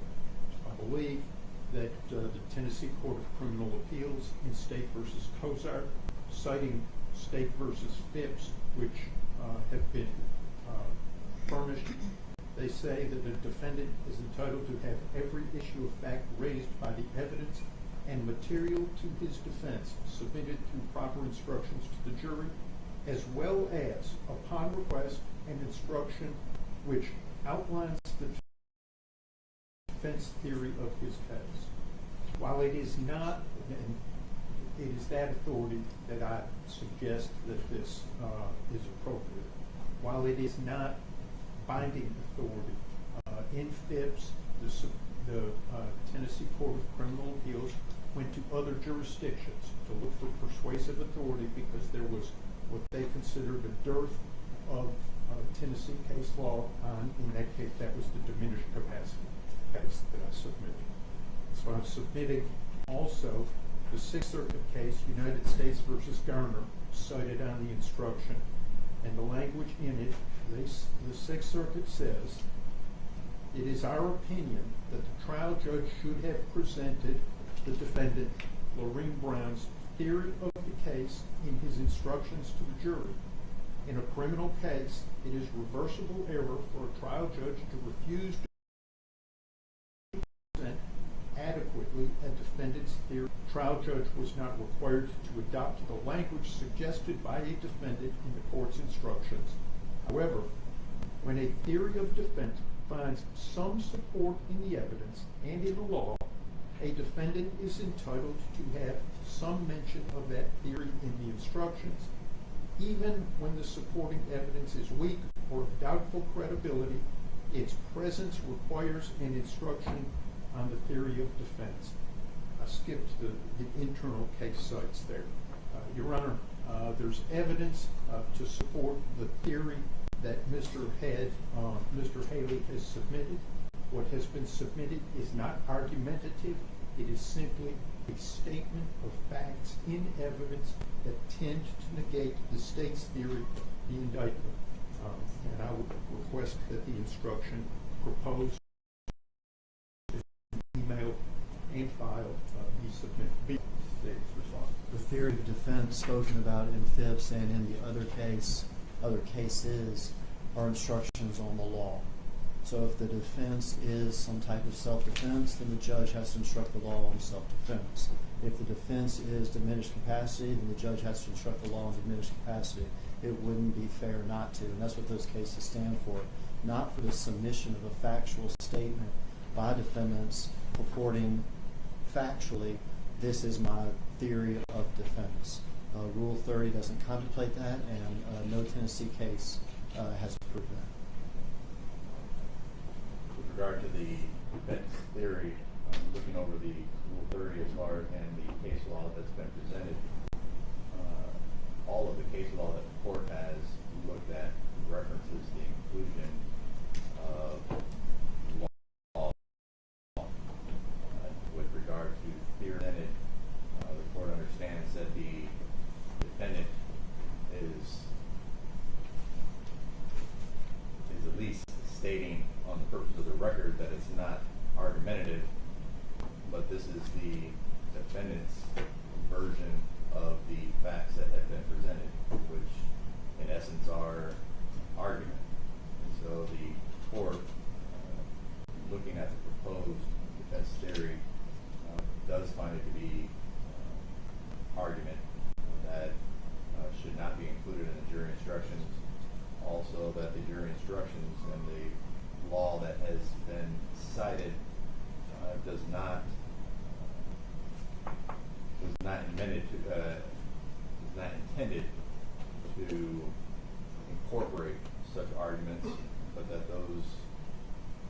things to be included in the jury instructions were reference to law that may be in support of the defense theory, and not the defense theory in and of itself. So the court will deny the request to include this proposed instruction. Are there any other proposed instructions? Nothing to say. No. All right. Are there any other matters that we need to address before printing the jury instructions and getting ready to charge the jury? No, Your Honor. All right. Well, we will go ahead and prepare the jury instructions. We will prepare to the charge the jury. We'll stand in recess while we prepare those instructions. Those instructions are a little bit lengthy, so it may take us a few minutes to get those ready, but we'll stand in recess until the instructions are prepared. Cross the recess.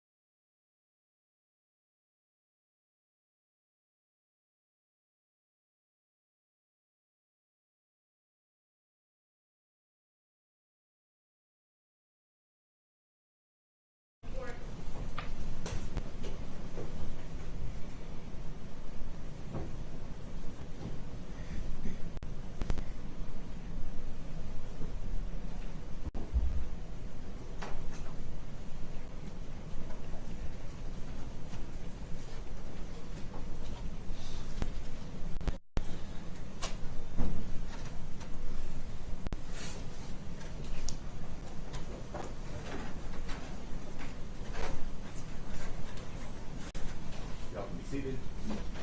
All right, ladies and gentlemen, as I explained to you before, you've received all the proof in this case for your consideration. You've received the law. And as we talked about in the very beginning, now there will be the opportunity for the attorneys to submit their final arguments. We will begin with the state, and is the state ready to present their final argument? Yes, Judge, thank you.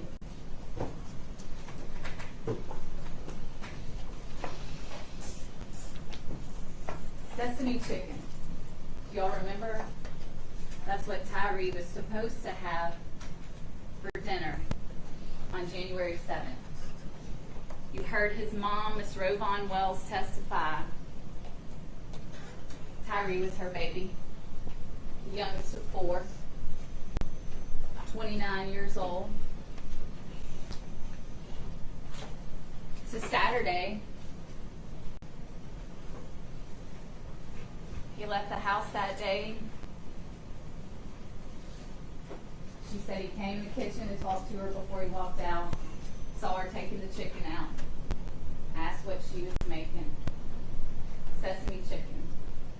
If you remember her testimony, she said he kind of made a rubbing on his belly, like, yum, yum. I'll be home for dinner. But he didn't make it. When Tyre left home that afternoon,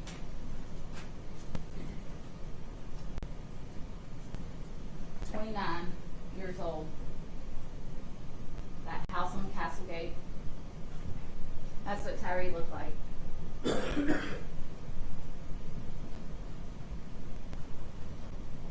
Tyre had a special relationship with his mom. You heard her talk a little bit about it. I don't know if y'all noticed in one of the pictures that was introduced as part of the autopsy, he had his mom's name tattooed on his shoulder, Rovon.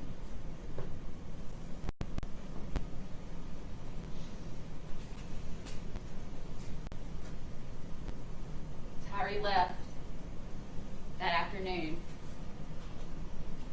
and he never made it home for dinner.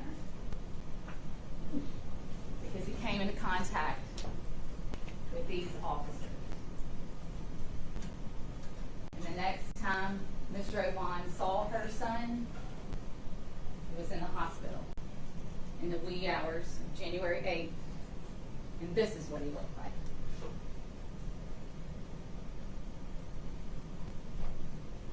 After coming in contact with these officers. And he almost made it home. He's so close.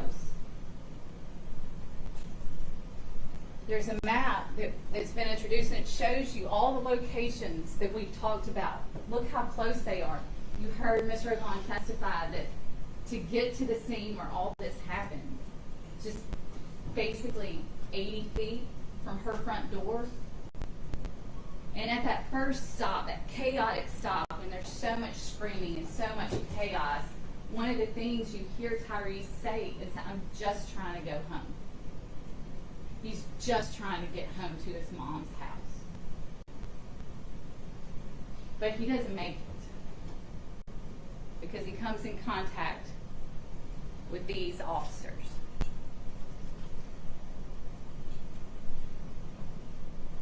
One of the things that was said in trial this week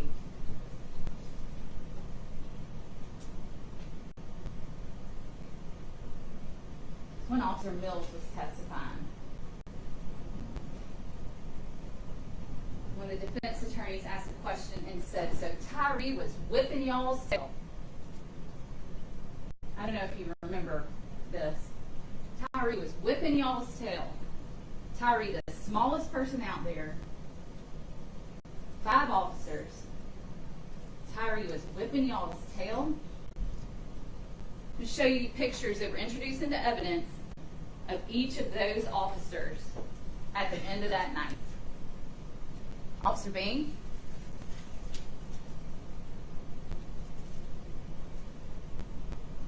Officer Emmett Martin.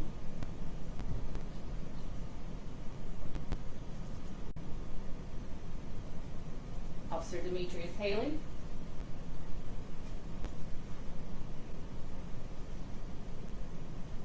Officer Justin Smith.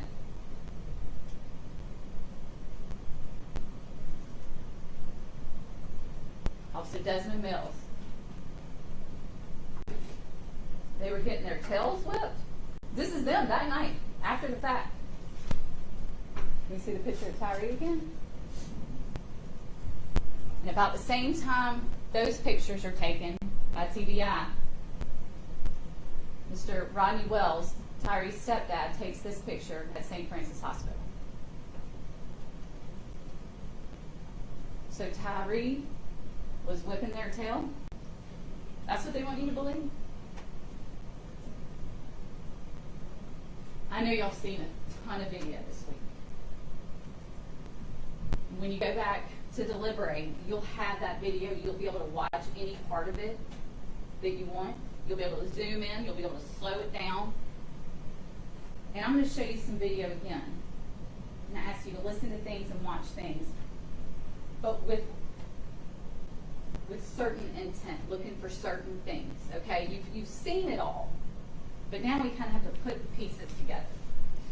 And the first thing I want you to do, and this is different. This is different than we've done all week. I'm going to play a portion of Bean's body-worn camera. And I'm going to just set it up a bit. Y'all seen it. Bean is the officer who's riding with Officer Mills. Officer Mills testified that he sees someone matching the description in the rear view. They kind of do a U-turn, and then you see Officer Bean jump out of the car and start sprinting towards Tyre. And if y'all remember, as Officer Bean gets to Tyre and tackles him to the ground, shortly thereafter, his body-worn camera, which is worn here on the front of the chest, falls off. So we continue to hear the audio, but the camera's facing down, so it goes black. But you can hear the audio. And I want you to watch and listen with me in just a few moments to that clip.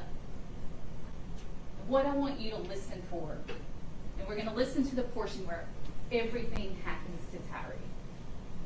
We're going to hear those first 2 kicks from Officer Martin, where Bean and Smith are holding him down. We're going to hear the punches. and then the final 2 kicks from Haley and Mark. And I say we're going to hear because even though this body cam is on the ground somewhere over here, we don't really know where, some of those impacts you can hear. You can hear the kick making contact. You can hear some of those punches. And keep in mind, that camera is not on his chest. That camera is over on the ground somewhere. And you can hear it. So I want you to listen for that. But more so, what I want you to listen to is Tyre. Because these are some of the last words we hear Tyre say. And the first thing that you'll hear him do, and you've heard it this week, but I want you to listen, really listen, is yell for his mom. And he's yelling for his mom because he wants his mom, I'm sure, but also, how close is he to home? How close is he to his mom? So listen to that. And then listen to what Tyre sounds like as the video goes on. Moaning, pain, but listen all the way through. And if we can have the lights turned off and we'll play that video.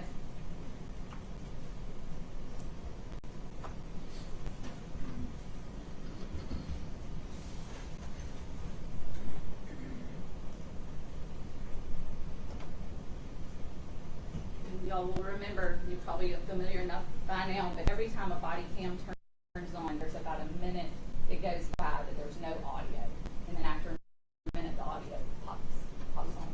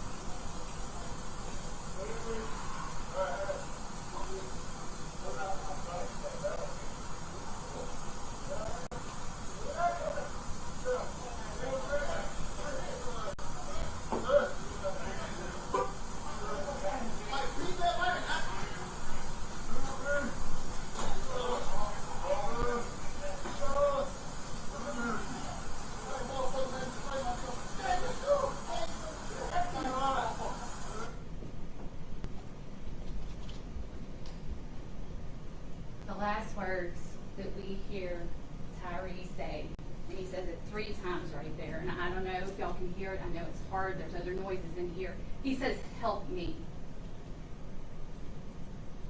Help me. 3 times.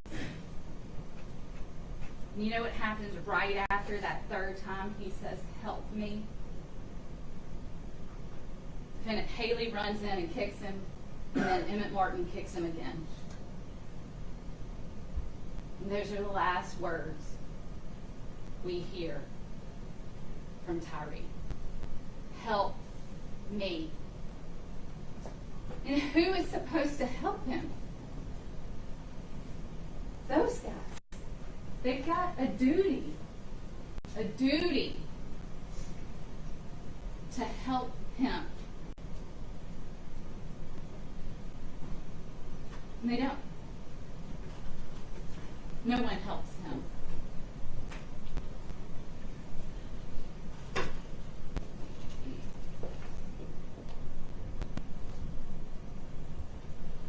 No witness told you Tyre punched, Tyre kicked, Tyre spit, he didn't cuss, he didn't do any of those things. Officer Mills was there, he told you. Officer Hemphill, the guy from the first scene, none of that. Officer Hemphill even described him as polite. Help me. Who was going to help him?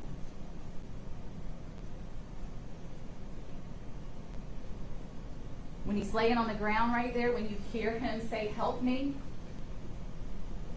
resisting or surviving, trying to survive. Did y'all hear that first kick that we called the soccer kick? You could hear it make contact in that video. You can hear that kick. Resisting or surviving.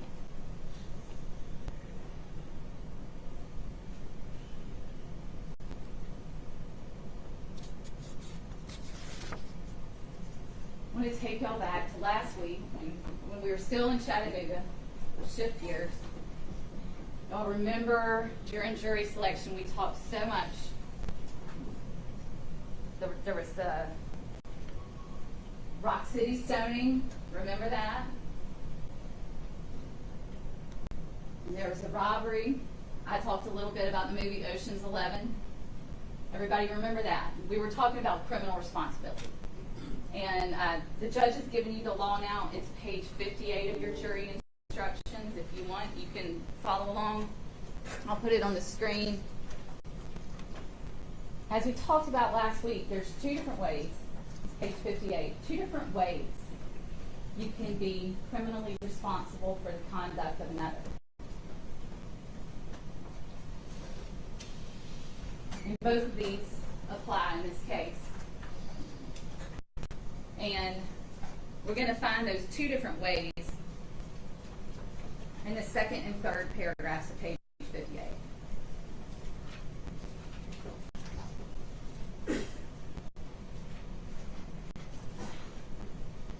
So, what criminal responsibility is, and I think y'all got it from the examples, but now we're talking about this case, right? Last week we were talking about examples of bank robberies and the Rock City stoning. Now we're talking about this case. 5 officers out there. 5 officers acting together. The 2 different ways that you can be criminally responsible for the behavior of another. The first way is in paragraph 2. The defendant is criminally responsible for an offense committed by conduct of another if, acting with the intent to promote or assist the commission of the offense or to benefit in the proceeds or results, the defendant, here we go, these are the things, solicits, directs, aids, or attempts to aid another person to commit the offense. And I'm going to focus on directs. I think that'll come up in our proof. You'll hear more about that evidence as I go on. Aids, attempts to aid. That's one way you can be criminally responsible. Another one, and a huge one in this case, is found in paragraph 3. The defendant is criminally responsible for an offense committed by the conduct of another if, having a duty imposed by law, and here that's what we're functioning under, imposed by law, to prevent commission of the offense and acting with the intent to benefit in the proceeds or results of the offense, or to promote or assist its commission, a defendant fails to make a reasonable effort to prevent commission of the offense. Okay? Aids, attempts to aid, or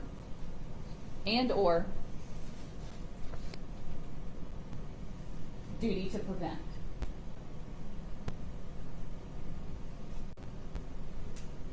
So as you go through, you get back in the jury room, you go through these deliberations, and you're considering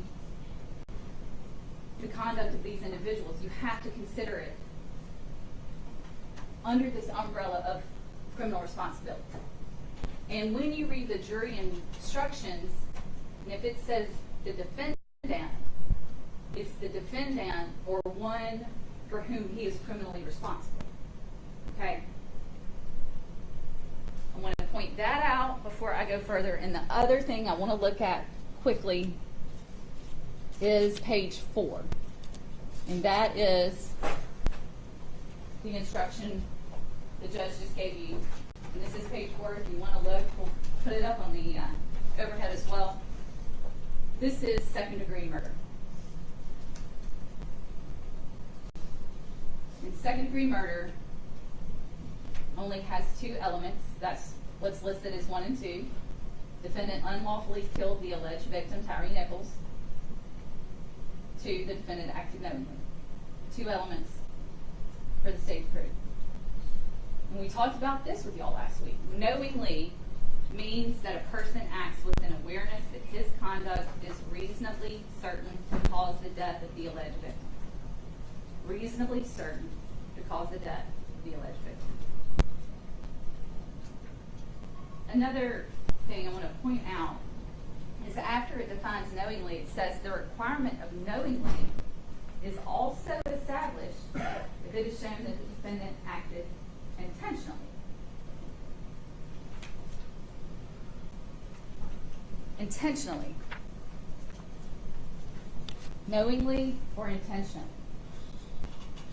What I want you to think about as we continue to discuss the evidence today is, how do you know what somebody knew or what they intended according to this? You know based on their actions and their words.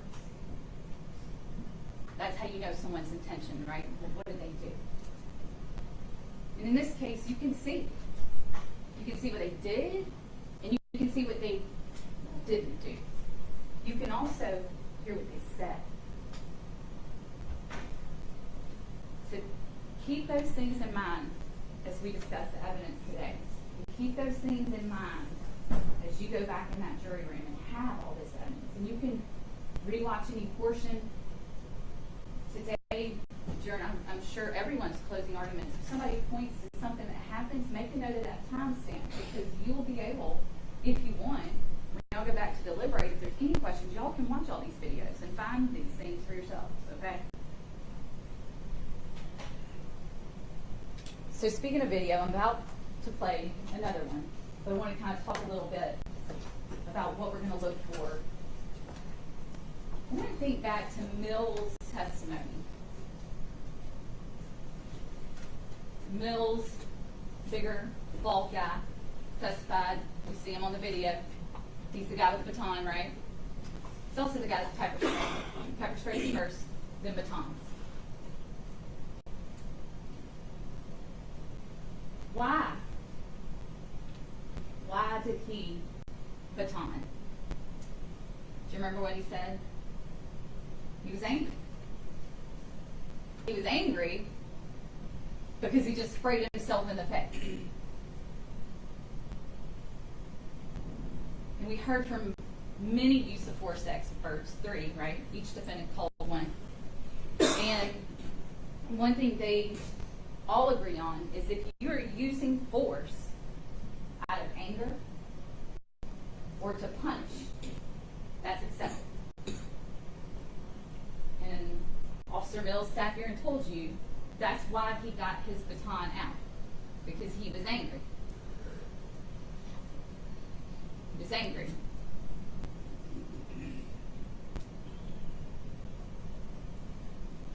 The first video we're going to watch is going to be the pole cam. And that's sort of the eye in the sky, right? The pole cam video. And this is going to be a little zoomed in. I'm going to slow it down a little bit. And the reason I want to do that is so we can focus on the actions of officers Bean and Smith. Now keep in mind, criminal responsibility, aid, attempt to aid, duty to prevent. They're aiding. In the beginning of the video, remember how it all sets up. Bean runs in, tackles him, Smith gets there right after, and there's stuff going on the ground in the very beginning. And then the next thing we see is Officer Mills and then Officer Martin. So there's 4 officers in Tyre. And I want you to focus, watching it this time. I told you see a lot of the same video, but I want you to focus on different things when you watch it. On this time, I want you to focus on Bean and Smith. Okay? Now we all remember Smith is the one who has on tennis shoes, right? And they have a white sole. So it's easy to spot him. And at different times he has on a baseball cap. Bean has on, a sort of a head covering, and you'll see him. So they're the two, and they're holding Tyre down. And I want you to look at where their faces are, where their hands are, especially when Emmett Martin comes in with that first soccer kick, then with the second.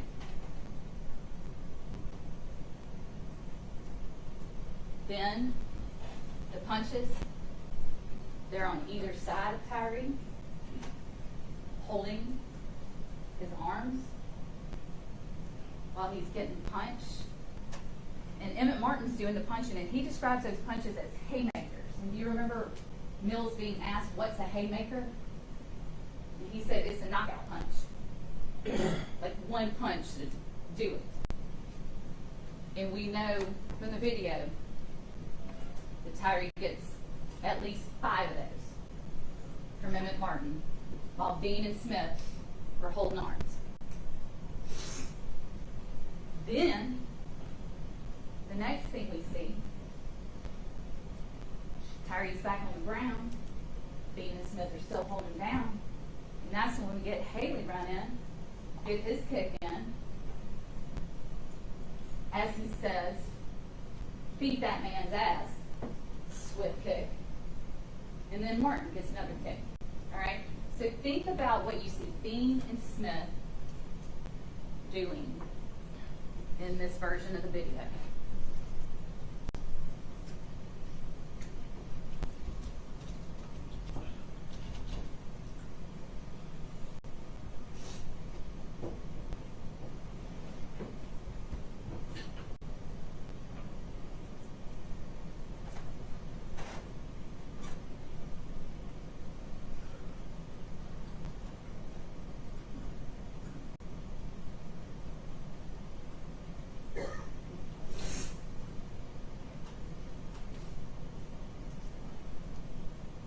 Just to make sure, Emmett Martin's on the front of the screen closest to us. Again, you know who Justin Smith is because he's got the shoes on that are easy to spot. Bean's the other guy right now holding Tyre.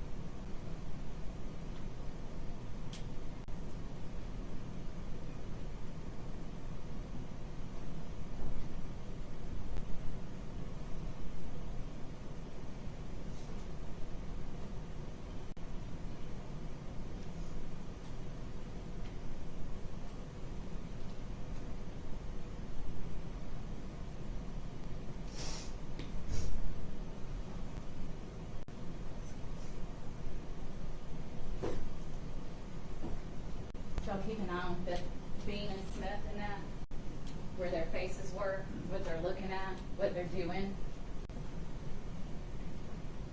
We see those first two kicks.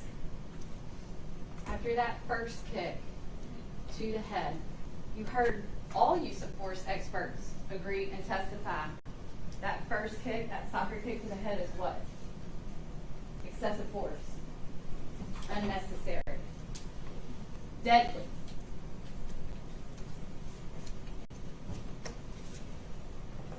And after that first kick, what do we also have triggered?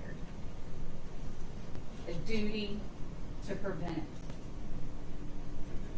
The duty to prevent. Criminal responsibility, duty to prevent. Bean and Smith holding him down. I mean, their faces are right there. And that first kick, you can hear it on the video. Can you imagine if you were holding the person that took that impact? You would be able to feel it. We can hear it. But they're holding him, Bean and Smith. So, first kick, right there. Duty to prevent. Duty to intervene. Second kick. Duty to prevent. Duty to intervene. Then those punches come, they're holding it. I mean, and we've got all the baton strikes, but we're just putting that in another bag. They're holding him. And that's when the haymakers come, and you can see them. You just saw them. Y'all watch it, count them out. I count at least 5. And you can watch how hard they are, because watch what happens to Tyre's body, his head, how it's impacted by these punches. And after each one of those punches, what do we have? The duty to prevent, the duty to intervene. But these guys continue to hold. Then he's down on the ground. So now we're 2 kicks, at least 5 punches, and that's 7 times. 7 times. Those guys could have intervened, could have prevented, could have done something. Could have just said stop. Nobody says stop. And after those 2 kicks and after those 5 punches, they're on top of Tyre. Because there's a little minute there where you see, they're just sort of in a pile on the ground. Tyre's on the bottom. Bean and Smith are there. Martin's kind of standing over him for a minute. And it's at those moments where in the first video we heard Tyre say 3 times, "Help me." And what's the next thing that happens? Officer Haley. Beat that man's ass, he says. Do you remember criminal responsibility directs? AIDS, attempts to aid, directs. Beat that man's ass. Runs in, kicks.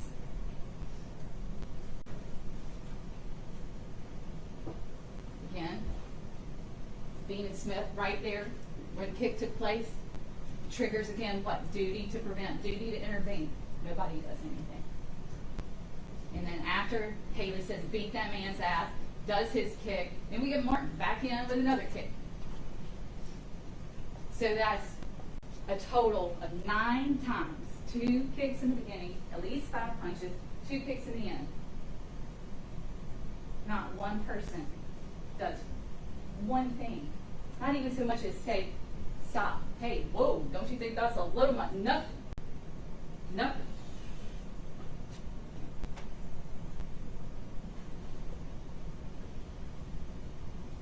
So then the defense is going to tell you they were pepper sprayed, they didn't see anything. But keep in mind, we can hear these impacts from somebody cam that's on the ground somewhere over there we don't even know. And these men are physically holding Tyre's body while this is happening, with their faces this close. They're going to say they couldn't see it. They were pepper sprayed. They had tunnel vision. There's just no way. We got 9 chances. Watch it. What I'm about to play is Mills' body-worn camera. And again, you've seen this, but I want you to watch it with fresh eyes. And what I want you to focus on is the reaction. First of all, Mills, before he sprays, is trying to be responsible about it, right? He's like, hey, y'all, watch out, watch out, watch out. You'll hear him say that. Like, I'm about to spray, watch out. Meaning, get back so you don't get sprayed, right? And you will see, the first time he says that, Bean and Smith step back. Completely let go of Tyre and step back when he gets ready to spray. Okay? We're going to watch it in just a second. Then he sprays. I don't know where that spray goes. I don't know. I mean, you watch it, you see it. You know, I don't.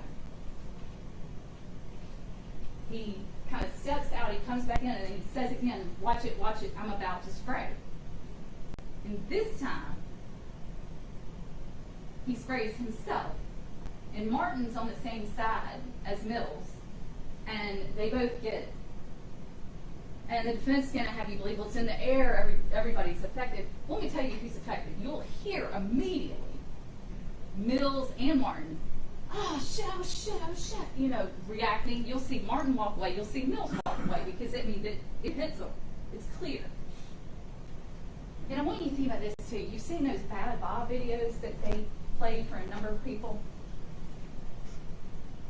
When they spray that spray in the Bad Bob video, is it some huge spray, or is it a stream that goes directly into that person's eye? Think about it. You're going to have all these Bad Bob videos, but that's how it sprays, right?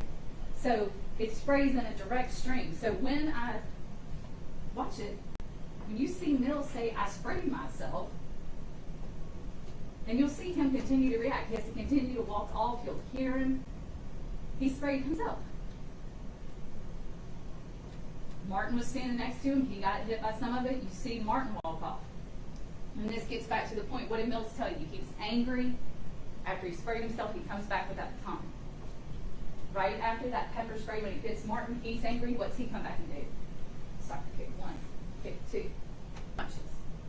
So watch Mills' body cam with me and think about what you see Bean and Smith doing.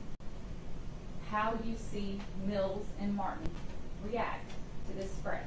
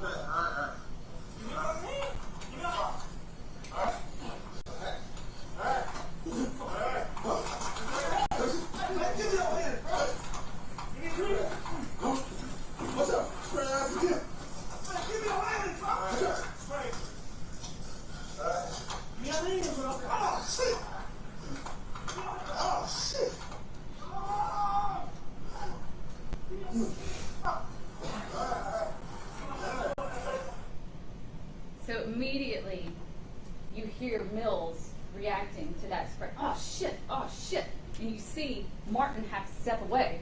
You can also see right here, that's Martin. You see that little black square? That's Martin throwing down his body-worn camera. Because now Martin's pissed. So this is him throwing down the body-worn camera. That's 20, 33, 51, about there. You don't want to look at it when you get back there. Here's Martin throwing down his body-worn camera because it's on. You immediately see Martin and Mills react to that spray. They get angry, and then we'll watch what they do next.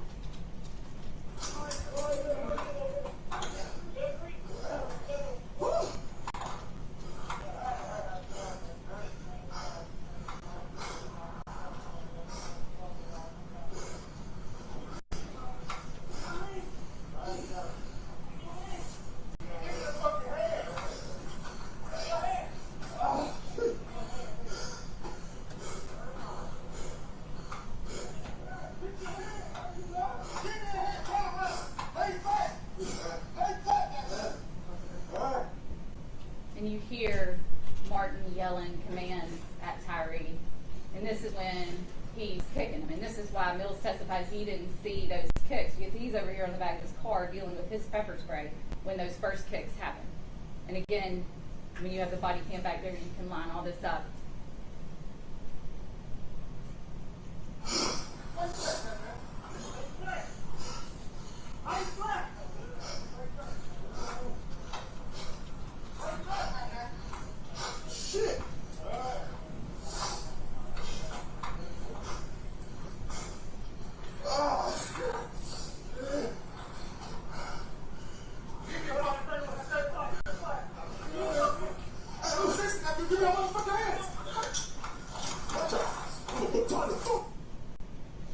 What about, talking about angry, did y'all hear Mills' voice in this video? Mills, the guy who sat here and testified, and y'all couldn't hear a word he said almost because he was the softest talker you've ever heard in your life. Listen to how angry. Listen to the scene. I'm about to baton the fuck out of you. You can hear that. You can hear anything he said on the stand. You can hear that. Because he's angry. They're angry. Get the fucking hands! Watch out! Watch out! Give me the hands! Give us the hands! Give us the hands!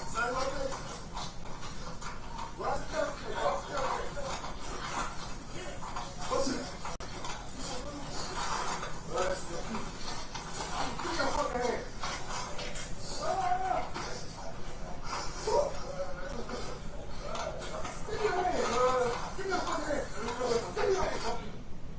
Keep in mind, Bean and Smith, where they are, what they're doing, how they're assisting, how they're aiding, as they're holding those hands while Martin is delivering these haymakers, how close they are to Tyre, how close they are to Martin as this is happening.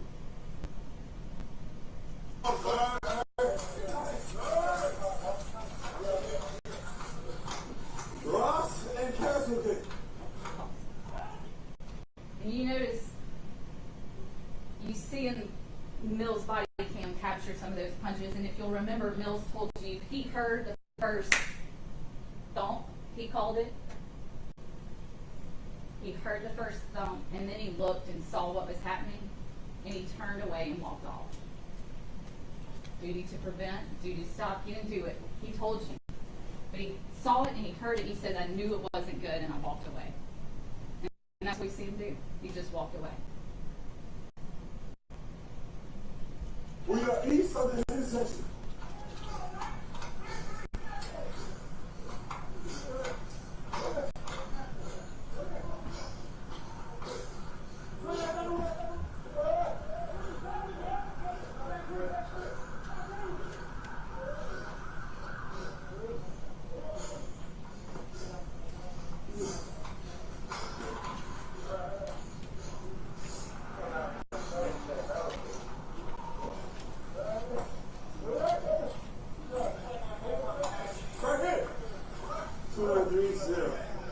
The Castleton Square Street.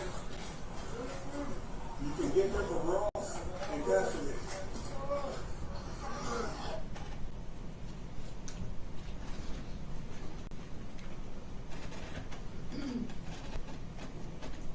Mills was asked,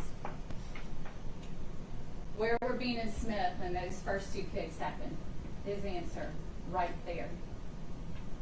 Where were Bean and Smith when Martin was given those haymakers?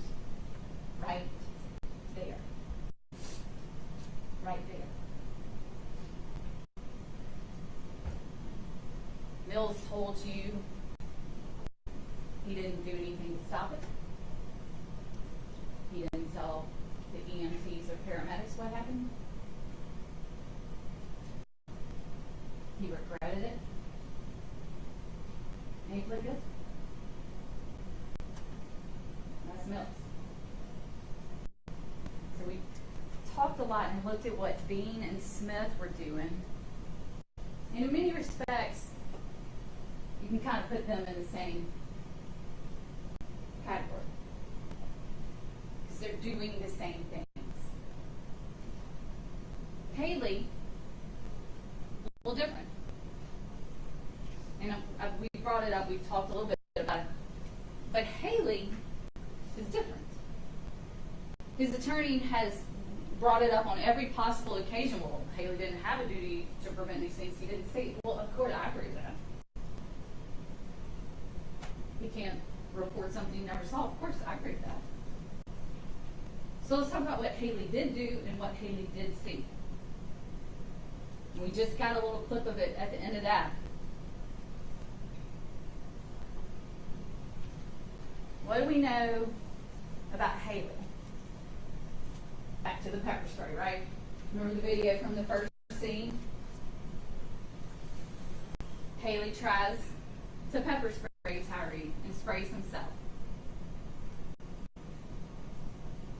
And you see, remember that video from the first stop where Hempel's helping Haley wash his eyes out, and he stays there on that first scene. That's why he's not here already, because he's there washing his eyes out, right? That's happening at the same time.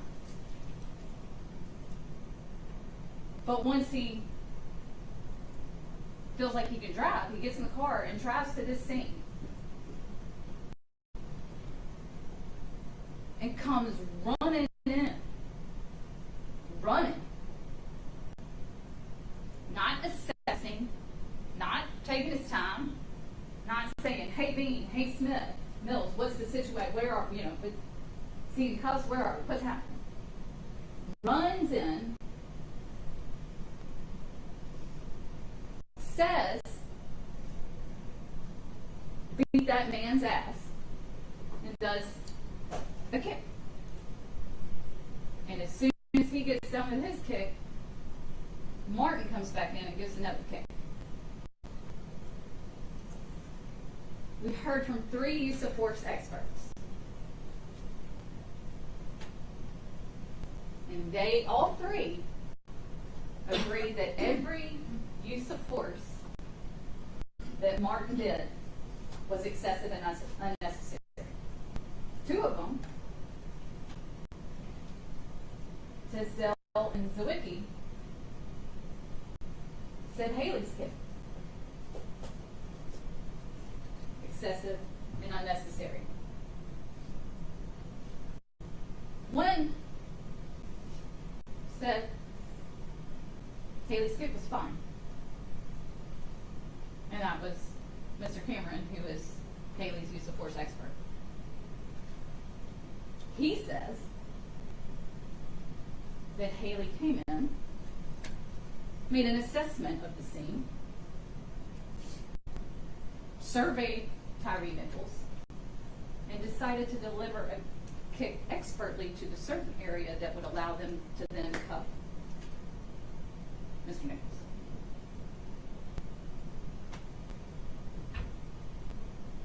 Maybe Mr. Cameron has some x-ray vision.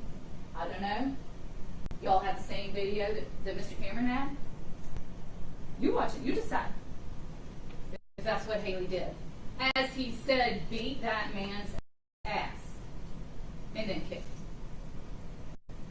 He also wanted you to believe that that was, again, the verbal judo. Beat that man's ass. So, I'll leave it to you. If you agree with Mr. Cameron that Haley's kick is fine,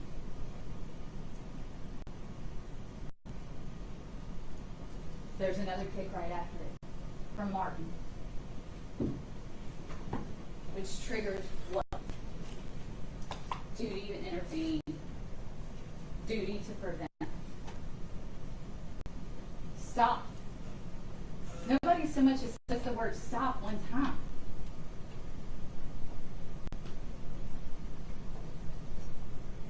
But then, what does Haley do? After they drag Tyre over and prop him up against the car, what does Haley do? Takes a picture. A little trophy pic. Well, let's watch just a little video. I know y'all are worn out. Y'all seen it a ton. We'll watch this video, and again, we're looking at the actions of Haley. What's Haley doing in this video? What does he say? what does he do?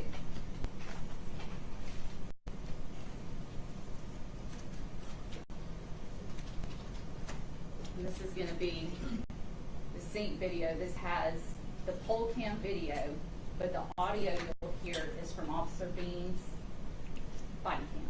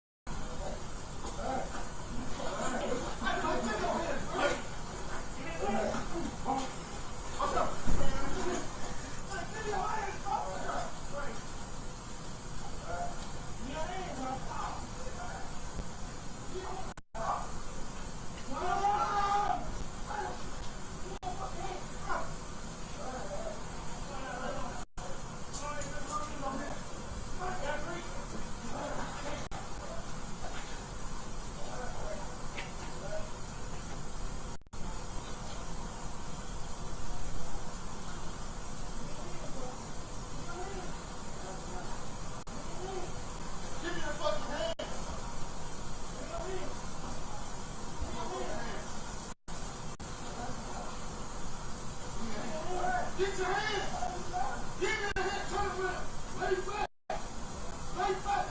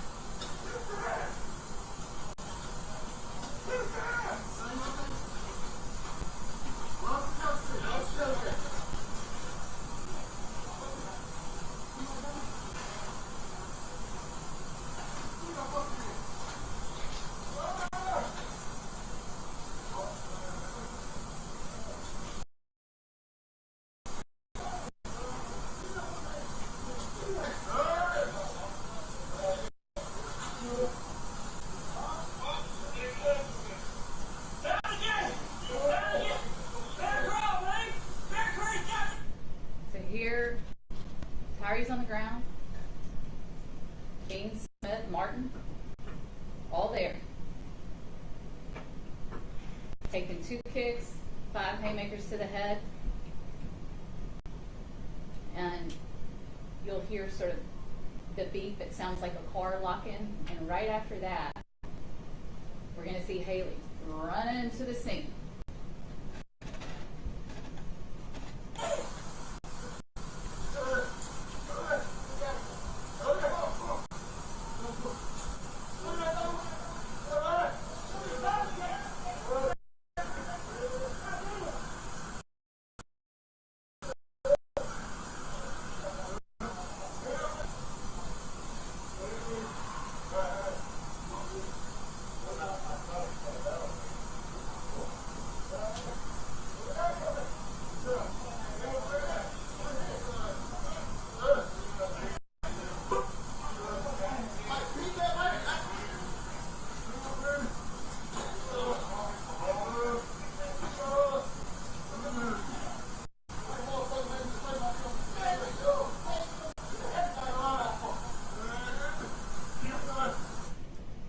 Haley say right after he delivers that kick, after Martin's kick? That motherfucker made me spray myself.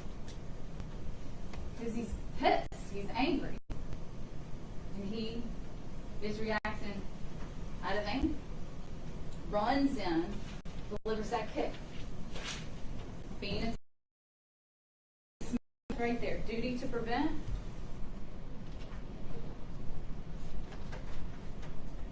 Then, after they drag Tyre up, prop him against the car, and start high-fiving, fist bumping, talking about who got the best licks, who did what. Haley walks over and takes a picture of Mr. Nichols. Did his expert testify he was documenting his injuries? For what? For who? The 11 people he sent that picture to?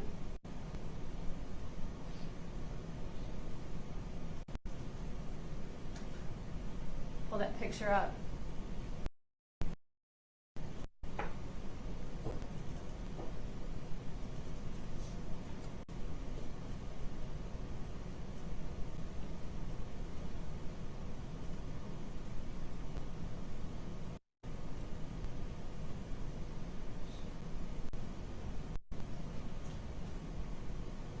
So after yelling, beat that man's ass, running and kicking, hanging out, high-fiving, talking, he goes over and takes this picture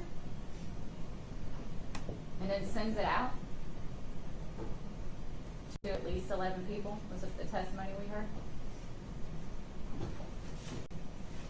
And what about the text thread he had with some other MPD officer Fox, or so it was saved in the phone?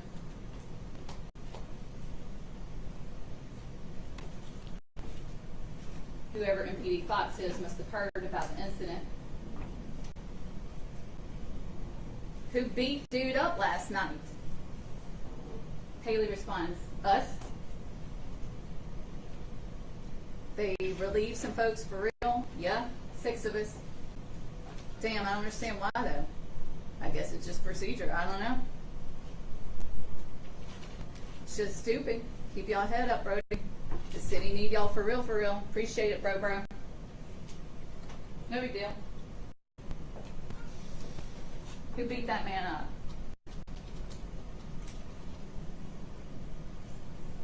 So when you start to think about what Haley's intentions were, if Haley did things knowingly, you can look at his actions, you can look at his words, you can look at his text to know what he was thinking.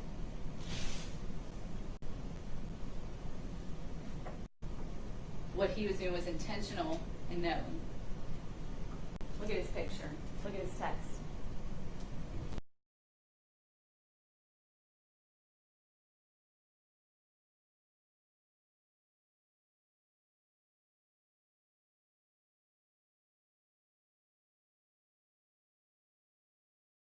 Indictment in this case, and it will say State of Tennessee versus Tadarius Bean, Justin Smith, Demetrius Haley, Emmett Martin, and Desmond Mills. You know who's not on trial this week? Tyre Nichols. He's the victim in this case. And by the time y'all hear from the defense today, they're going to try to have you convinced that Tyre should be on trial. They're gonna show you these credit cards that were found in his car days after. These officers had no idea those cards were in that car. They're gonna want to talk about some mushrooms that were found in the trunk of Tyre's car. 1.77 grams. Do you remember TBI agent Chuck Baker who testified? He was asked how much is 1.77 grams, and he said a dollar bill weighs about a gram. So the amount of mushrooms that were in Tyre's trunk were the weight of $2 bills. And so because of that,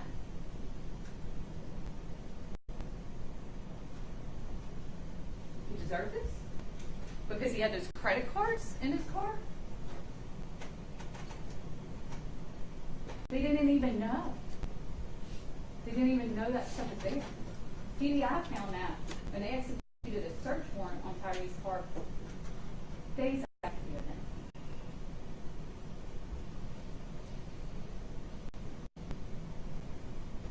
But they're going to say, well, he was guilty of something, so that's why he was running. So let's just take a minute and think why Tyre was running. And this is where it gets tricky. Because you got to put a lot of faith in what Emmett Martin says. Hemphill told you that he was out there and he heard Martin say that he had one speeding. Hemphill didn't see anybody speeding. Do you remember what he said he saw Tyre Nichols do? Improper lane change, meaning he went in the other lane without turning his blinker on. And if Hemphill had had to arrest Tyre Nichols that night, the violation he saw was improper lane change. And fleeing, he says. If you remember that video, it was Martin's body cam. Those blue lights are on for maybe 20 or 30 seconds. Keep in mind, these are unmarked cars. It doesn't say Memphis Police on the side, right? They're just Dodge Chargers, no markings. They do have blue lights. So he has blue lights on for like 30 seconds, and then he turned them off. And if Tyre is driving like a crazy person and trying to get away from them, why then? Do you remember where they see him? At a red light, with his blinker on, waiting to turn to go into his neighborhood. He's sitting at a red light.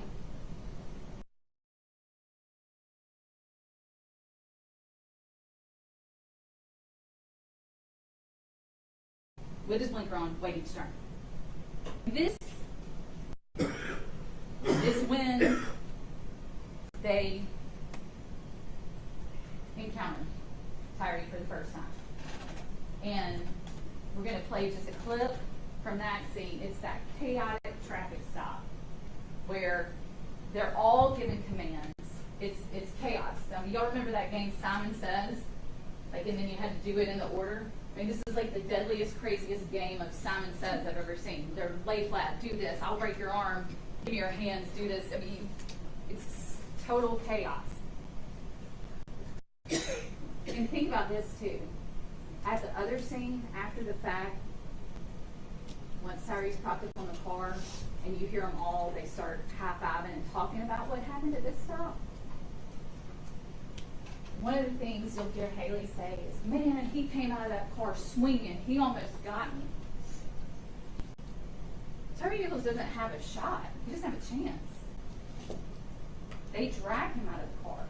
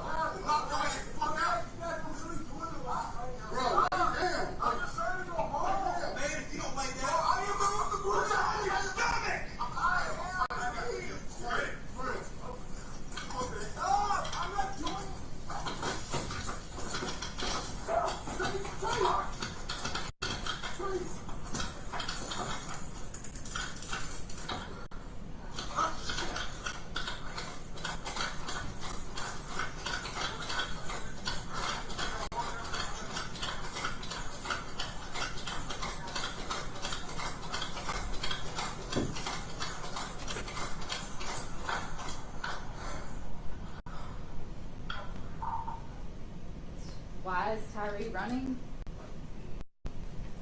I submit to you it doesn't have anything to do with these cards or mushrooms in the trunk. I submit to you he's running from those officers. And then the defense is also going to make a big deal about that pole cam where you can see Tyree kind of hiding behind the cars. Yeah, he is. He's hiding from them. And they're going to want to say he was hiding things, putting things down. You watch the video. This is not there. Chuck Baker, the TBI agent, told you there's nothing there. He's not hiding anything. There's nothing there. You watch it. He's hiding from those guys.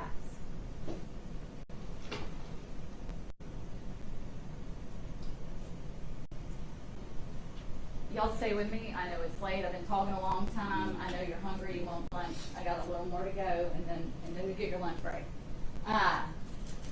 It's also not the state of Tennessee versus Robert Long. Remember the little EMT who sat up here and testified? They want to say, well, he should have done this, and he should have done that, he should have done this. Well, they're the reason he's there. If they hadn't done what they did, the EMT would never have had to respond. He responds, and he thinks he's responded to a pepper spray and tasing. Remember that first interaction, the first scene where he talks to Hemphill and say, no, it's not for me, because they were real confused. They were like, did you call us here? And he's like, no, it's, And they say, the patient, where's the patient? And he's at another location. He's been pepper sprayed and tased. And it turns out the taser never even hit him. Hemphill told you that. But that's what they were responding to. And then they get there and they see what Tyree looks like, and he told you, I assumed, because he ran, when they tackled him, that's how he got the injuries that I could see on his face. Nobody told him. Nobody told him what really happened. So don't let the defense blame shift. It's not EMT Long's fault. It's not Tyre Nichols' fault that they did what they did because he had some credit cards in his car, because he had 1.77 grams of mushrooms. We hear about the acts of these defendants. That's who's on trial this week. All right, if y'all will stay with me, we got to look at the law for just a second, and I'm going to go through it fast. One thing before I do, the medical examiner, Dr. Ross. And you'll have his report, that's part of evidence when you go back there. The main thing that caused, the ultimate cause of death was blunt force injuries to the head. Based on the video that y'all have seen 1,000 times now, that doesn't surprise me. But what I want to draw your attention to, if you'll remember when we testified, he talked about torsional injuries. That's the thing about torque, right? And he described how your skull, your brain is inside the skull and it's attached. And if your head is hit with so much force that the brain can't keep up with the skull and it tears away. And those torsional injuries are what Tyre Nichols had. That's what caused the brain trauma. And how, as Dr. Ross, when do you normally see that? Do you remember what he said in car wrecks? That's the kind of force we're talking about. But what's the other thing that makes that significant? In a car wreck, seatbelt. You're being held in a position, and the force makes your head turn while the rest of your body doesn't turn with it. And what do we know about what was happening out there that night? Bean and Smith are holding Tyre down when those first kicks come, so his body's being held stationary. while that force goes to his head. The force of the first kick, the force of the second kick. And same thing when we have those haymakers, those punches. Again, he's being held. Normally, if you got punched with one of those, you just fall down. Your body would go with the force of the punch. But if you're being held, you can't. So look at that report. All right. The instructions, I'm not going to read them all to you. I'm going to go through a few things. I got a few pages I want to talk about, and then I'm going to sit down. I promise, and y'all can eat lunch. So stay with me. First one I want to talk about. I'm just going to talk about. There's 7 counts of the indictment. If you don't look at that, there are a bazillion lesser included offenses. Did y'all notice that when Judge was reading? I submit to you.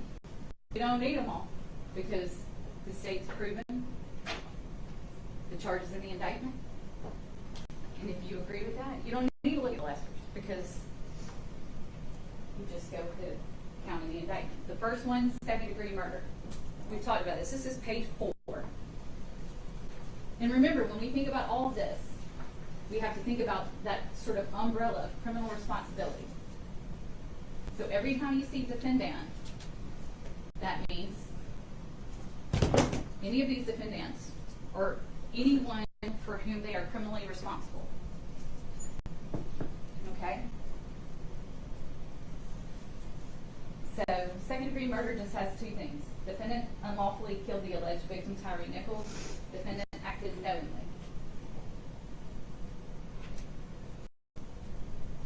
I submit to you based on the proof from the medical examiner, the brain trauma, those injuries were caused by the impacts of Emmett Martin.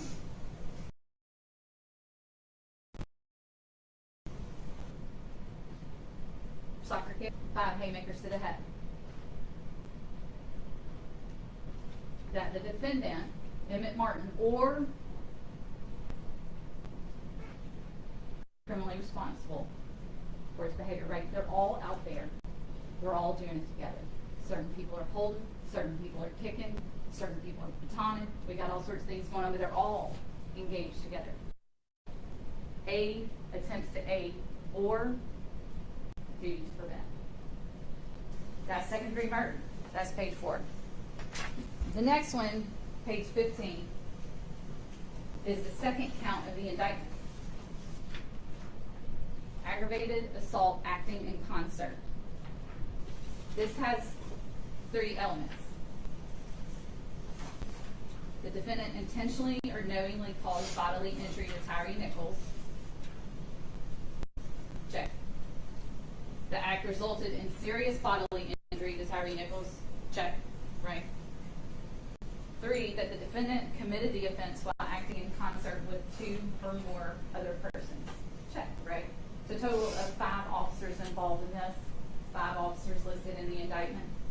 We have 3 on trial this week, but you've seen what Emmett Martin's doing out there, and you've heard from Officer Mills. The next count of the indictment, count 3, is on page 23. If y'all want to turn to it, we'll put it up. And the next 2 counts are the same, so we can kind of cover them at the same time. It's aggravated kidnapping.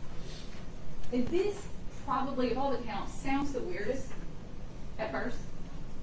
You think about kidnapping, you know, somebody grabs somebody and ties them up and puts them in the trunk of a car and drives across town and dumps them out. Clearly that's not what we have here. So this is a sort of a different way to think about kidnapping. So look at the elements. The elements of aggravated kidnapping here. And so this is count 3, is aggravated kidnapping with bodily injury, and count 4 is going to look just the same, except it's an alternate theory, and it's aggravated kidnapping while you possess a weapon, okay? So we can kind of look at these at the same time.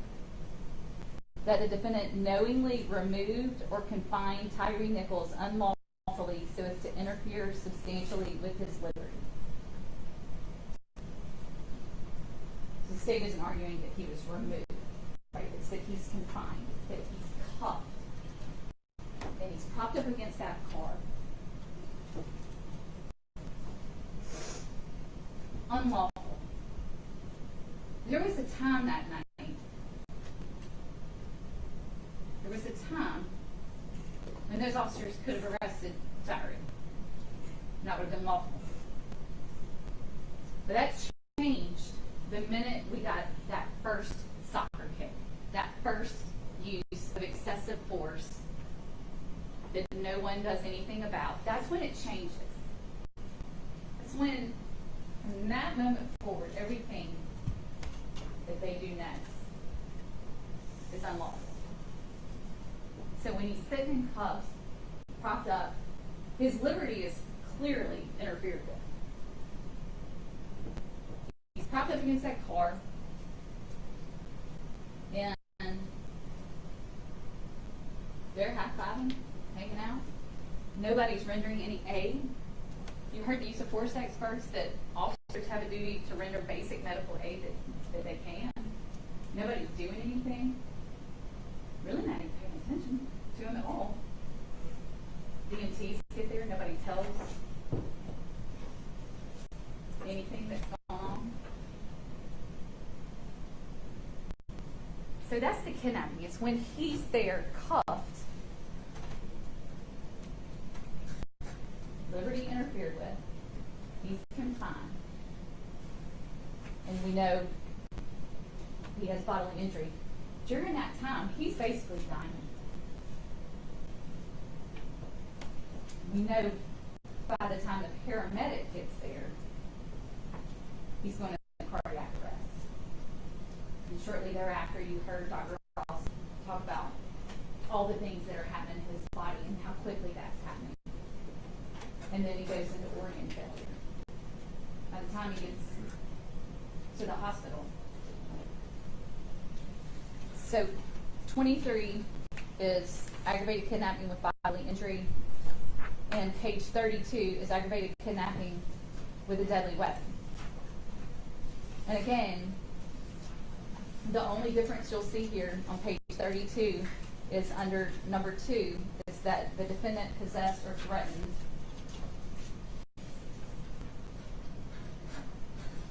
the use of deadly force. I'm sorry, use of a deadly weapon. Possess. All these officers have a gun. They possess a deadly weapon while they have him restrained unlawfully, while they have him confined and are interfering with his liberty. So those are the two theories of aggravated kidnapping. One with bodily injury, one with a weapon. That takes us to official misconduct, count 5. And this is page 37. If anybody's following along, we'll put it up on the screen as well.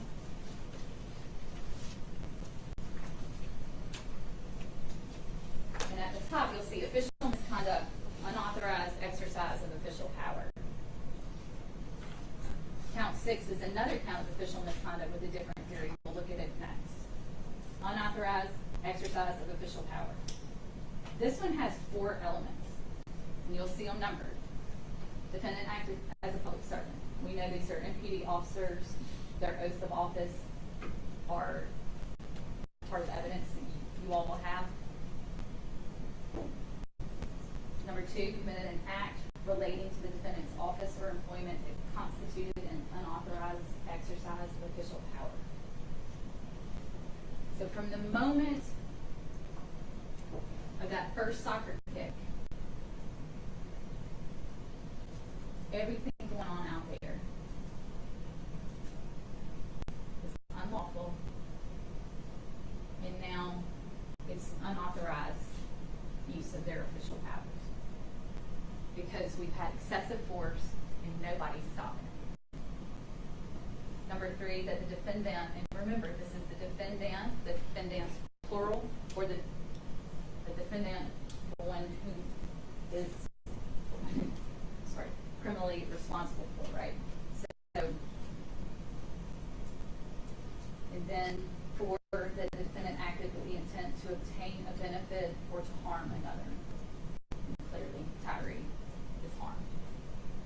that's the first count of official misconduct. The second count of official misconduct is on page 41.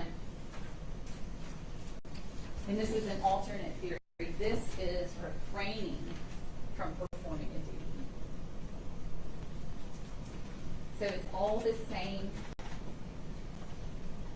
elements 1, 2, 3, 4 that we just discussed, except number 2 is the difference. That the defendant refrained from performing a duty that was imposed by law or that was clearly inherent in the nature of the office or employment. Refraining from performing a duty. This guy had a duty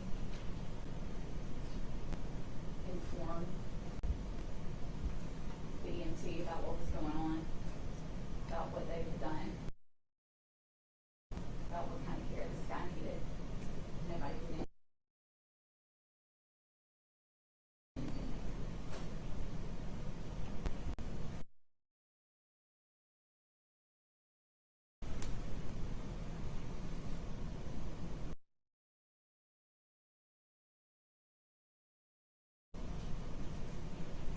And that takes us to the last count 7, page 44.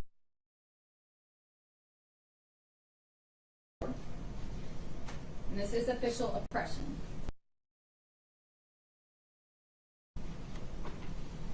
It has 2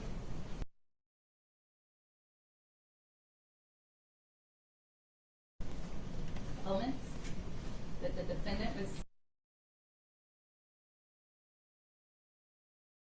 a public servant acting under color of office or employment. Yes, these are MPD officers in uniform.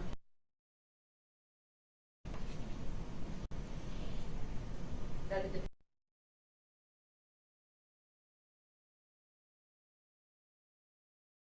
defendant intentionally subjected another to mistreatment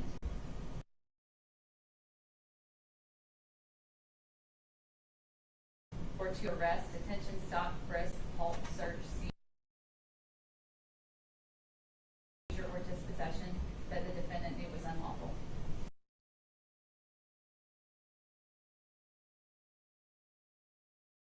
I'm going to go with mistreatment.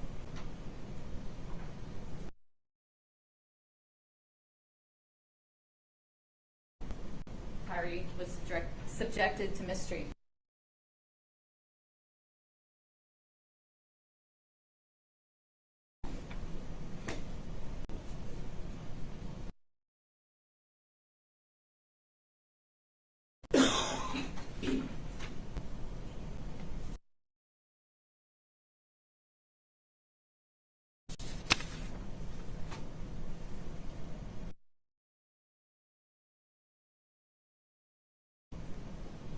I promise I'm almost done. The last one we're going to look at is kind of where we started. Page 58, criminal responsibility.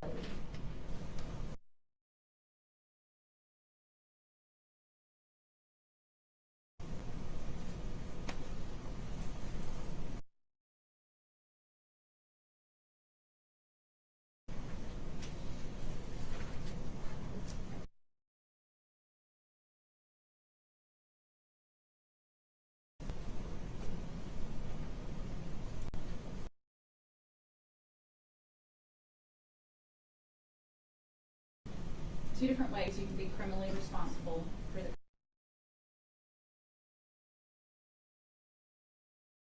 conduct of another. Direct aid, attempt to aid, focus on those.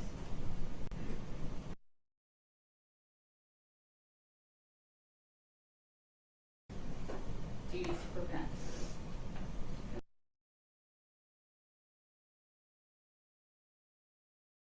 Commission the offense. Okay.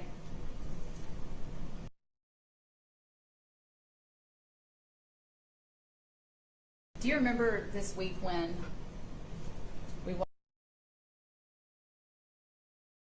watched sort of a little animated video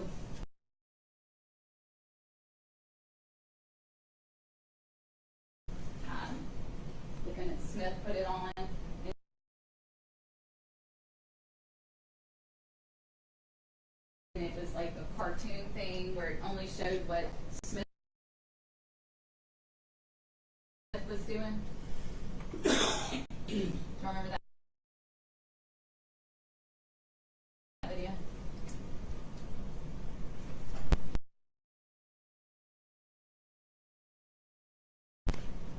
That's not what happened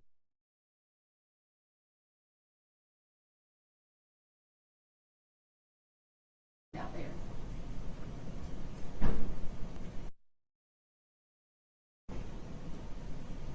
It's 5 officers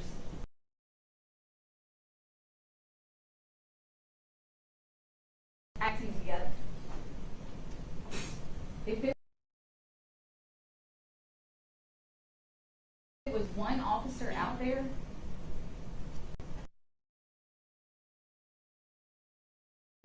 would we be here?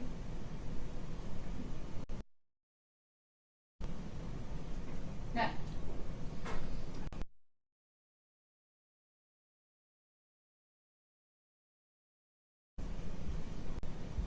If it was just Justin Smith in that animated video, no, that's not real life. That's an animated video.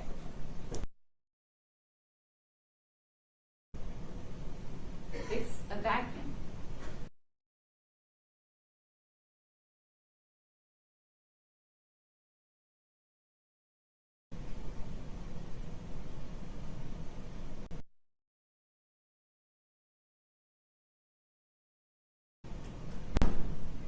Every step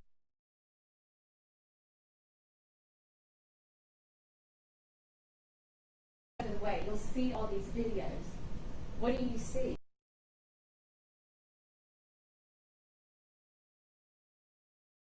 You see these officers working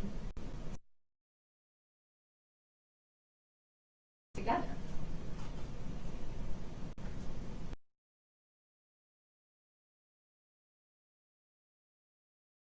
Holding an arm, while he's getting punched.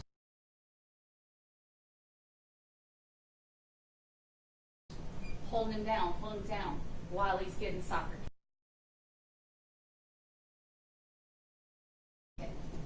At the end, after he's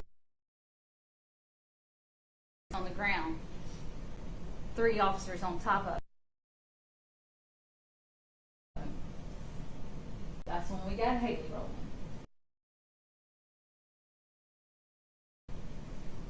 Beat that man's ass, kick.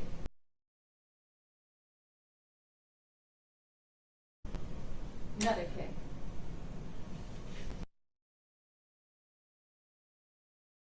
All 5 officers. Not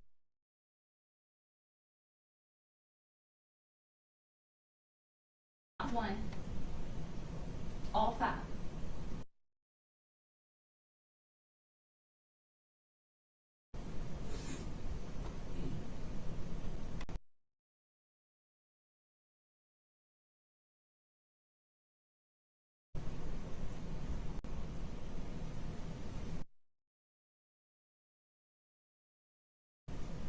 But it's not just their actions.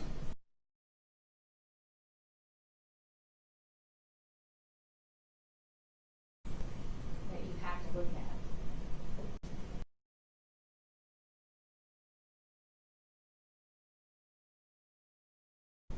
You also have to look at their omissions. To act.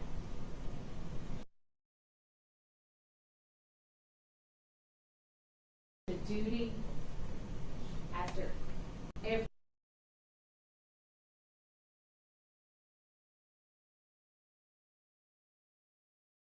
one of those impacts, and I count 9.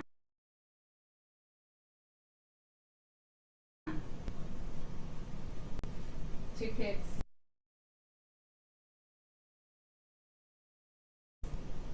5 haymakers, 2 more kicks.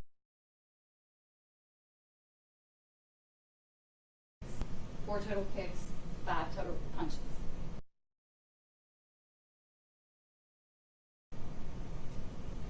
every one of those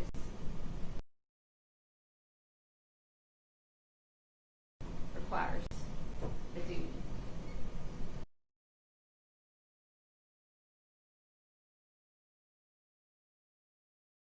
To prevent, a duty to intervene.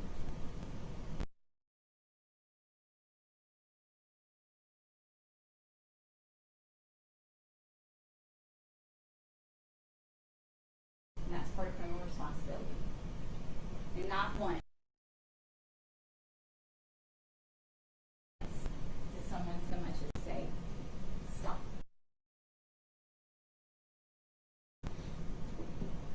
In fact, as soon as it's over,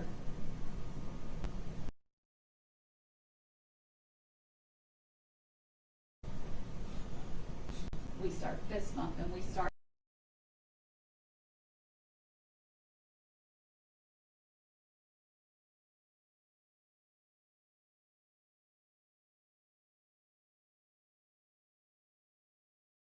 high five, and we start playing back.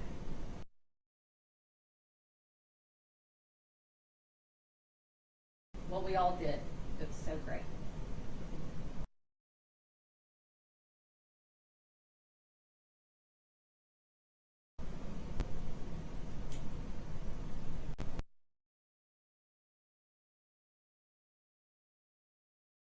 Ladies and gentlemen,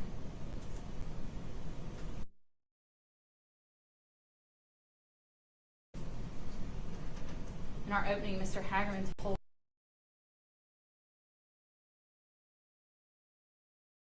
you these men aren't monsters.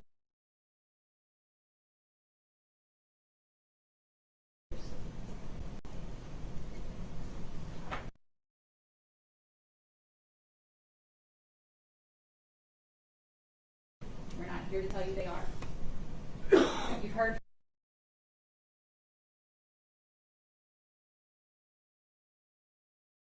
from a bunch of character witnesses for Bean and Smith.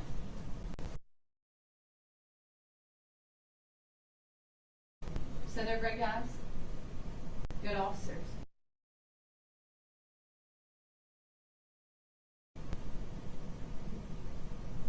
Okay.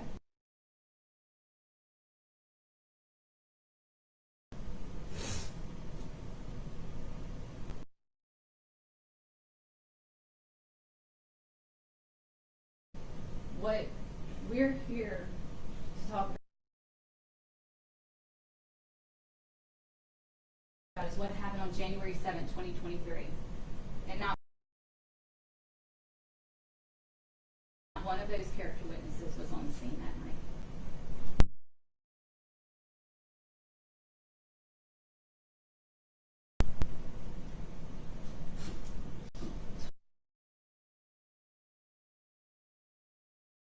Told you last week, it came up when we were still in Chattanooga.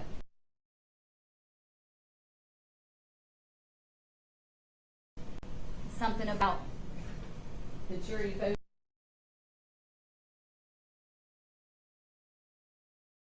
good or bad.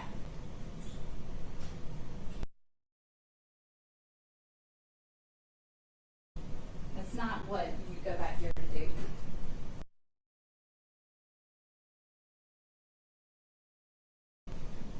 Not good or bad, not right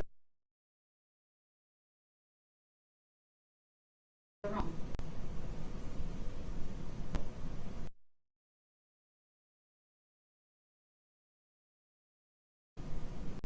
But did the state carry their burden in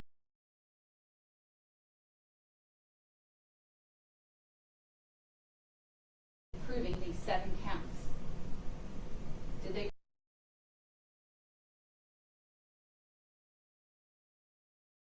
prove that these 3 officers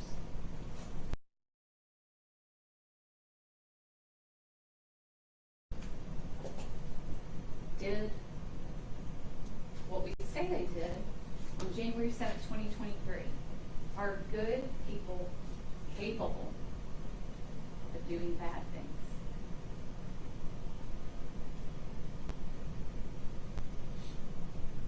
That night, January 7th, 2023, those three officers did bad things.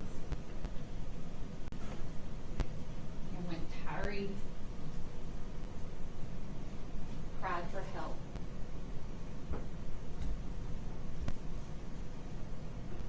they didn't do anything. Nobody helped. Nobody prevented. Thank you. All right, ladies and gentlemen, we are going to go ahead and take a break at this time, allow you all to have your lunch. We will call you all back in as soon as we're ready to get started again. We're going to go ahead and excuse the period.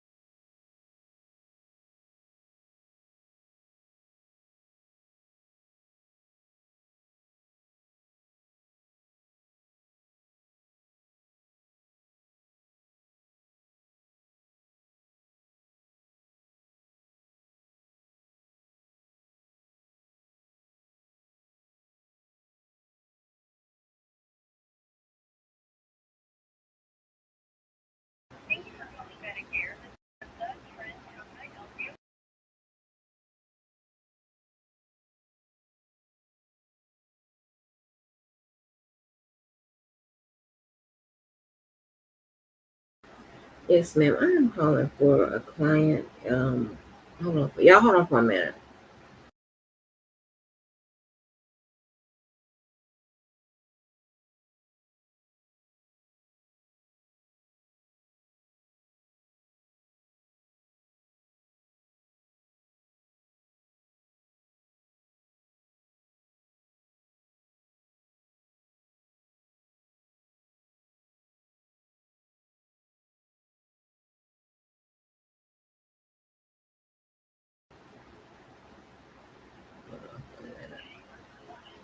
Yes, ma'am. You know date of birth?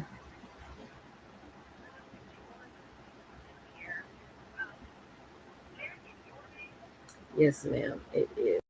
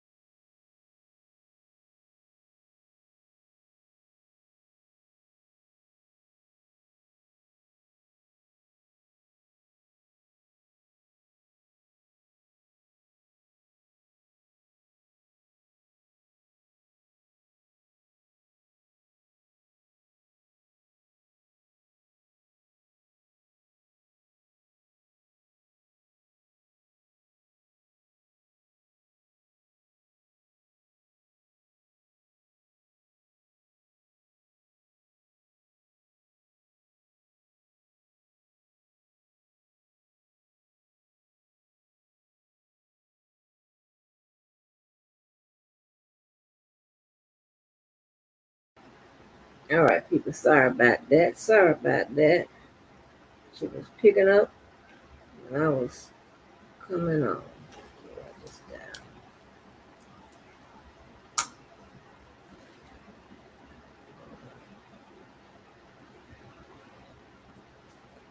Y'all know I'm a Jamaican, baby. I got 25 jobs.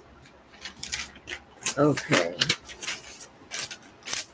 Here's my paperwork.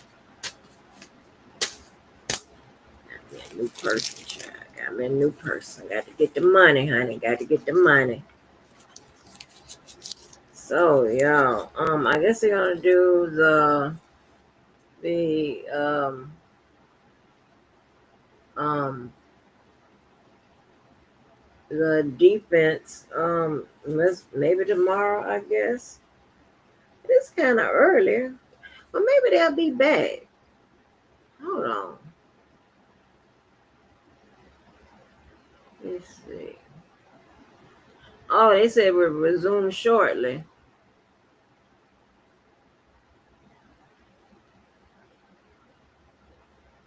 Okay, it said we'll resume shortly.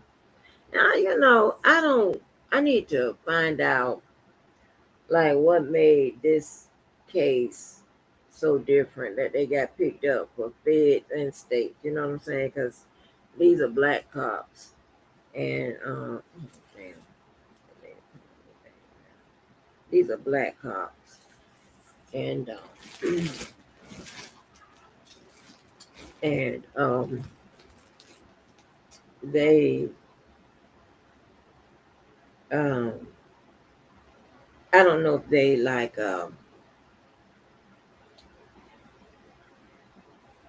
if they went through, like, if they tried to cover it up and all of that. I don't know if it was one of those type of deals, you know what I'm saying?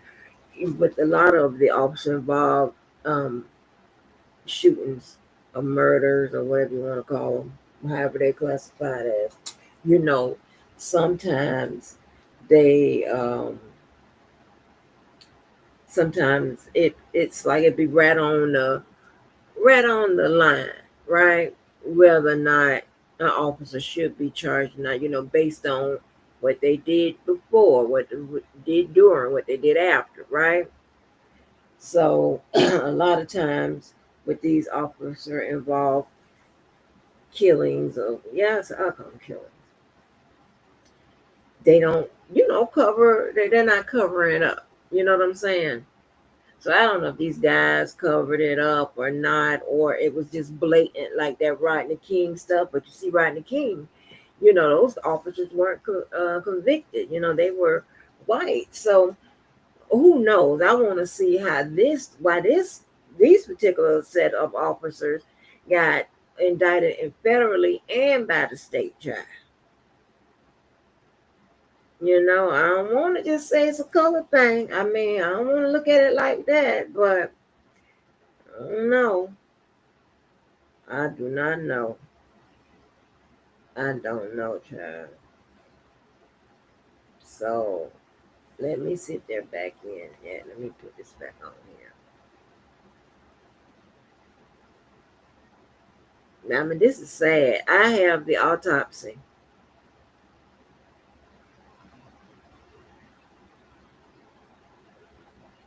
So I don't know how long they're gonna be out, but I'm gonna do some more work while we wait. So I'm gonna be on mute.